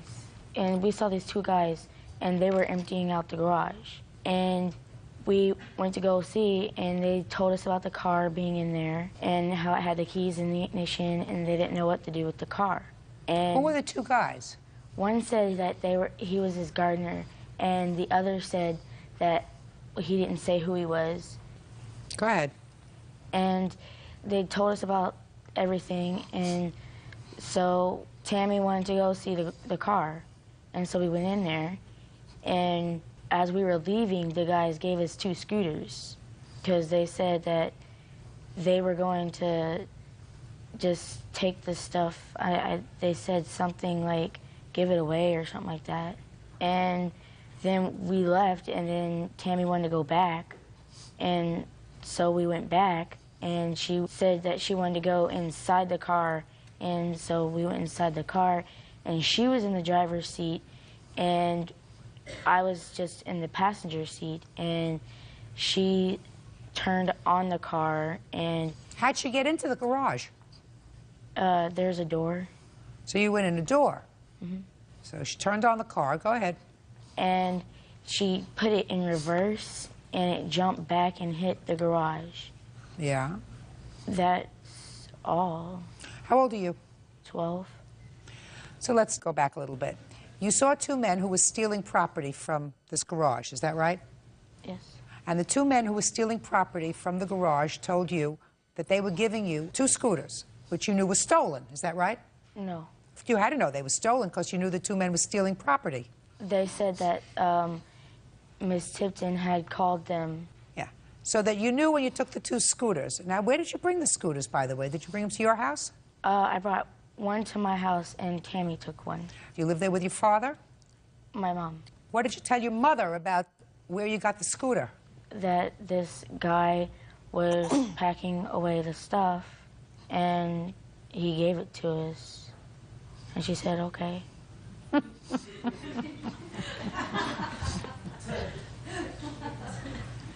When you went back there, according to you, with your friend Tammy, you knew you had no permission to go into the garage, isn't that right? You have to answer me. Don't shake your head in court. Yes, ma'am. So you were committing a crime when you went in there, is that right? Yes, ma'am. And when you got into the car, you knew you had no permission to be in that car, isn't that right? Yes, ma'am. And according to you, it was Tammy who drove the car. Yes, ma'am. And when you went into the garage the first time with the men, you had the key to the car. No, ma'am. Did you ever have the key to the car? Yes, ma'am. After Tammy had put it on my keychain. When did Tammy put it on your keychain? The second time that we were there. Before or after she crashed the car? Before or after she crashed the car? After. Tell me about after. She crashed the car, and did you get frightened? Yes. What did you do? I told her, Tammy, we better leave. We had no business to be here. And you got out of the car? Yes. Tell me about how the key got on your key ring. She put it on there. You know what happens when you fib? Your nose gets longer. Doesn't make sense. Now, a lot of things make sense. Could possibly happen. You could have gone in there and it would have been just as you told me. That Tammy got behind the wheel of the car, Tammy drove the car, all of a sudden it crashes into the door, damages the door, but then you jump out of the car and you leave fast. You don't wait for Tammy to take the key out of the ignition, put it on your key ring. That doesn't make sense. Does that make sense to you, sir? No, of course not. Okay. Have you called Tammy, sir? Yes, I have. So you sue Tammy. That's your job. If you feel as if your daughter is only partially responsible, you sue Tammy. Your Honor, I feel like she's more responsible. Well, My defense is that there was no damage to the vehicle. I've got pictures. I requested pictures and never got any pictures. You mean you crash a car into a garage door with sufficient force for you to replace the garage door, and you don't think there's any damage to the car? I saw the car. Your Honor, my niece is back in Houston again, and these two are in the same class at school, and she has admitted all this to my niece after I filed this lawsuit. Really? Yes. Where's your niece? Right here, Madeline. You're Madeline? Yes, ma'am. You go to school together? Yes. Well, tell me about the conversation you had with this young lady. Well, we usually talk at lunch because you're not allowed to talk in class. So she said they pulled off the top of the car, but they said there was no damage. But They said there was no damage. Kaylee said there was no damage to the car. So, What else did she say? She said they were in there they were in there twice over a period of 2 days. Doing what? Listening to the radio. Would you show the defendant's father pictures of the car? Can I have your estimates, please? Yes, ma'am.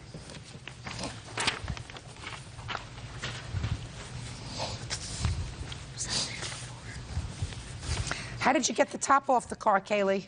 Tammy read the instructions. So it was all Tammy. What were you doing when she was reading the instructions? I was taking it off. You were taking it off? Yes. Listen, sir, consider yourself very lucky.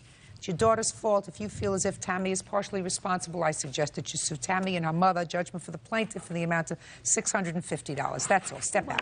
Parties are excused. You may step out. There's consequences when you do something wrong. She was highly upset. The father, I mean, that was a ridiculous story. How could he believe it? She told me that she didn't do it, and finally the next day she told me that, yeah, we did it. She made a mistake. She's sorry. It's over with. I don't think I should have been in the garage. Take it to Judge Judy. Retired construction worker Frank Soto is suing his sister, business owner Susan Millett, and her business partner Harold Beabout for stealing his disability checks while he was in jail. Susan and Harold are countersuing for the value of a car. Mr. Soto, Miss Millett is your sister, is that right? Yes, miss. And Mr. Beabout is her boyfriend. I'm not exactly... Partner, boyfriend? Something of that. Something like that. You have several complaints against them. First, you say that your sister cashed and spent for her own use some of your disability checks while you were incarcerated. Yes. Then is your claim that when you got out of jail, you did some work for Mr. Beabout. And he promised to pay you for that work, and he never did. Correct. And the third thing is, you say that because they owed you all this money, they bought you a car. Yes. Instead of the money. And while you have the car, they refuse to give you the title to the car. Yes. Now, your sister says that you did, in fact, cash some of your disability checks because you asked her to pay some of your bills while you were in jail. Correct? Yes.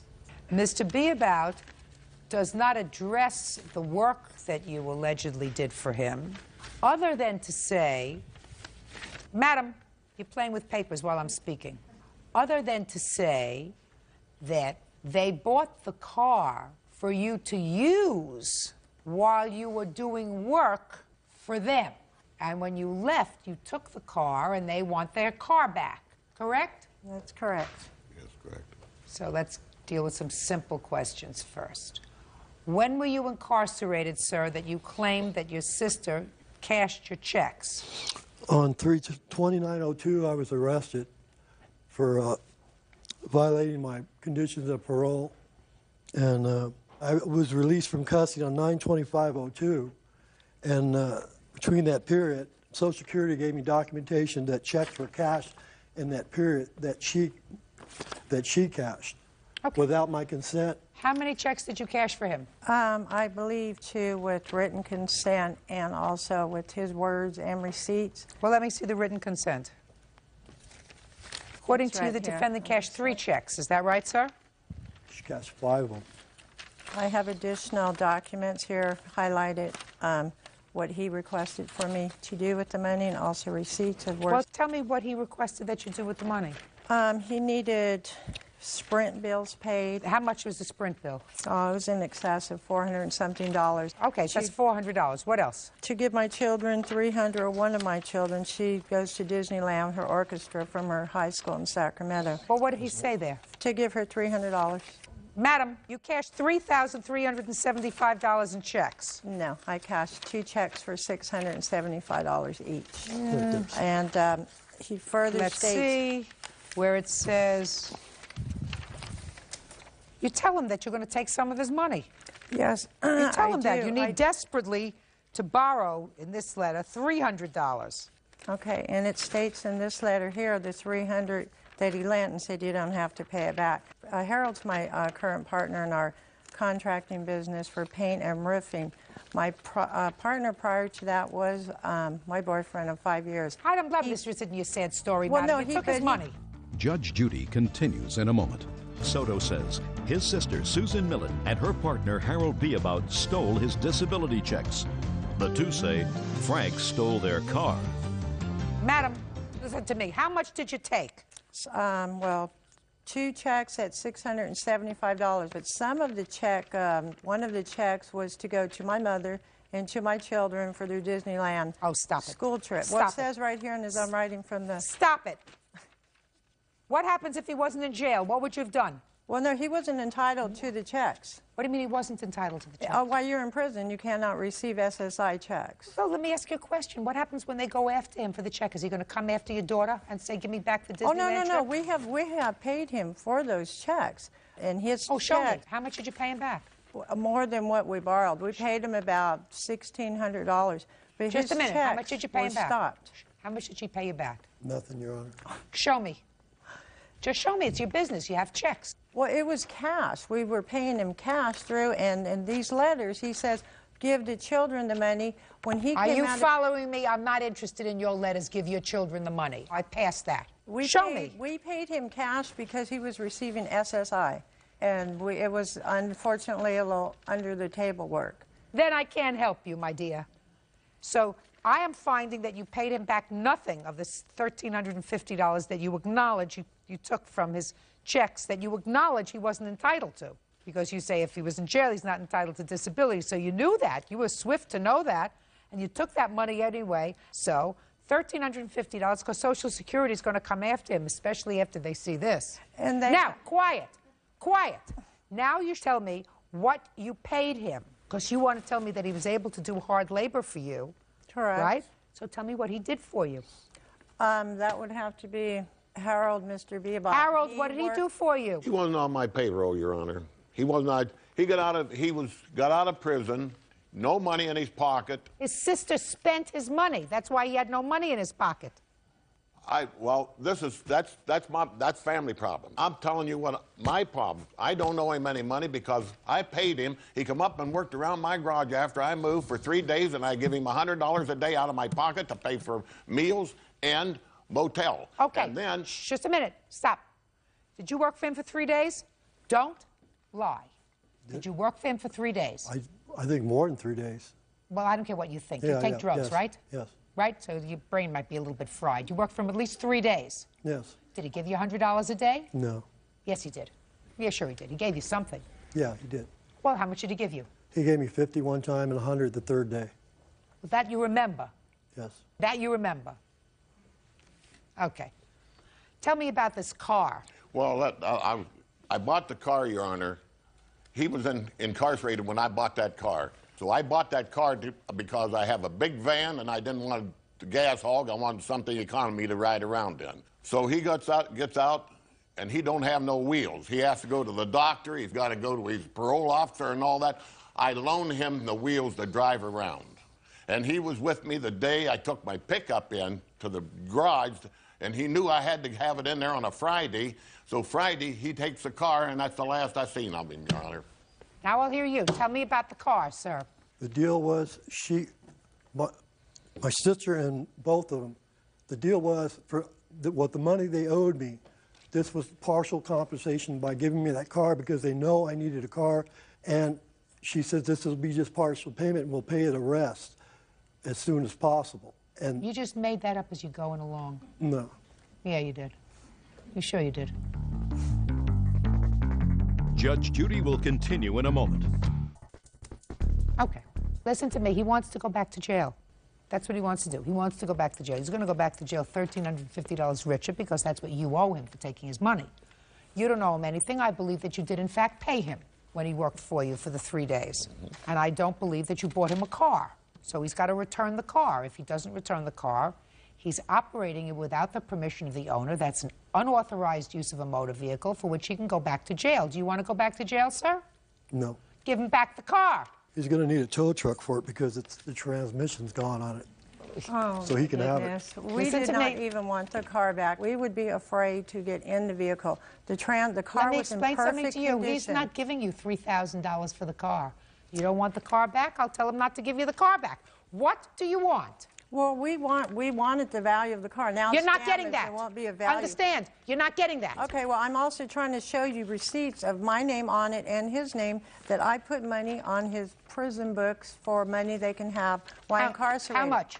There's 2 receipts for each for $100. Okay, that makes you $1,150. Go ahead. Okay, but then right here it states the loan, and you don't have to pay back. It's $300. How many times do I have to explain that well, to you? Well, I know. I wasn't sure I made that clear. You made it very clear. I'm a very quick learn.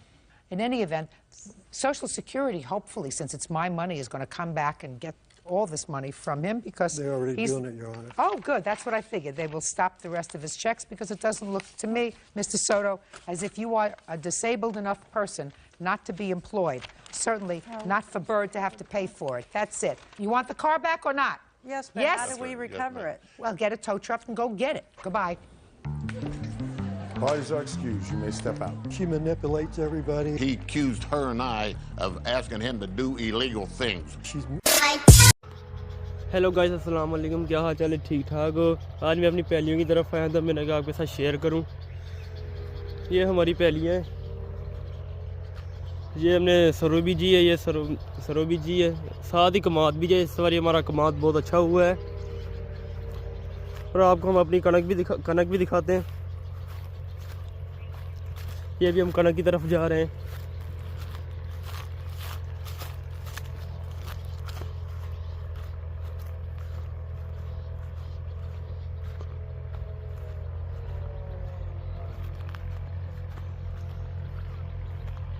ये हमारी कणक है यहाँ हमने कणक बीजी है अपनी ये सारी कणक है यहाँ साथ ये किसी की पहली है यहाँ भी कणक ही बीजी है वो ट्रैक्टर हल वाह रहा वा आपको जूम करके दिखाता हूँ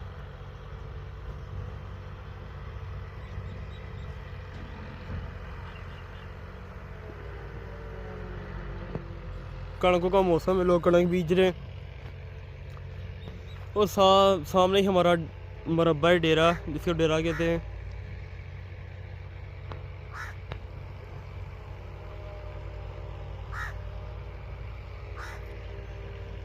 और इधर ही सादे माल्टों का बाग है यहाँ माल्टे बीजे थे फिलहाल बूटे छोटे छोटे इसलिए माल्टे नहीं बीजे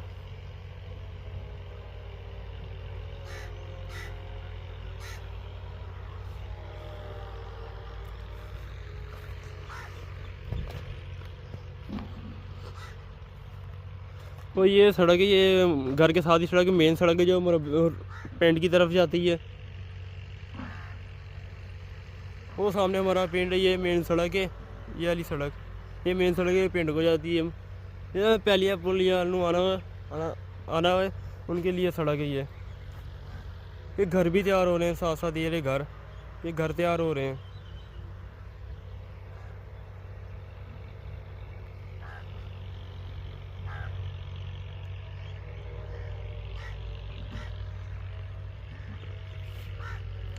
वो मेरे यार दोस्त बैठे हैं ये कहते हैं हमको व्लॉग में ना लेके मैं छुप के इनको व्लॉग में ले के आ रहा हूँ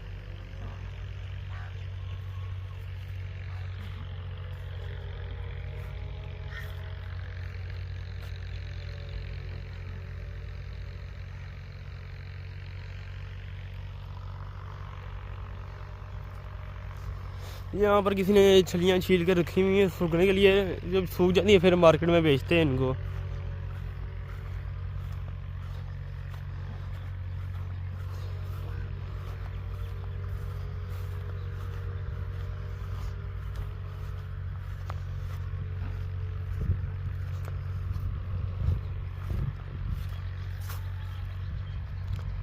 ये अभी न्यू मकान तैयार हो रहे हैं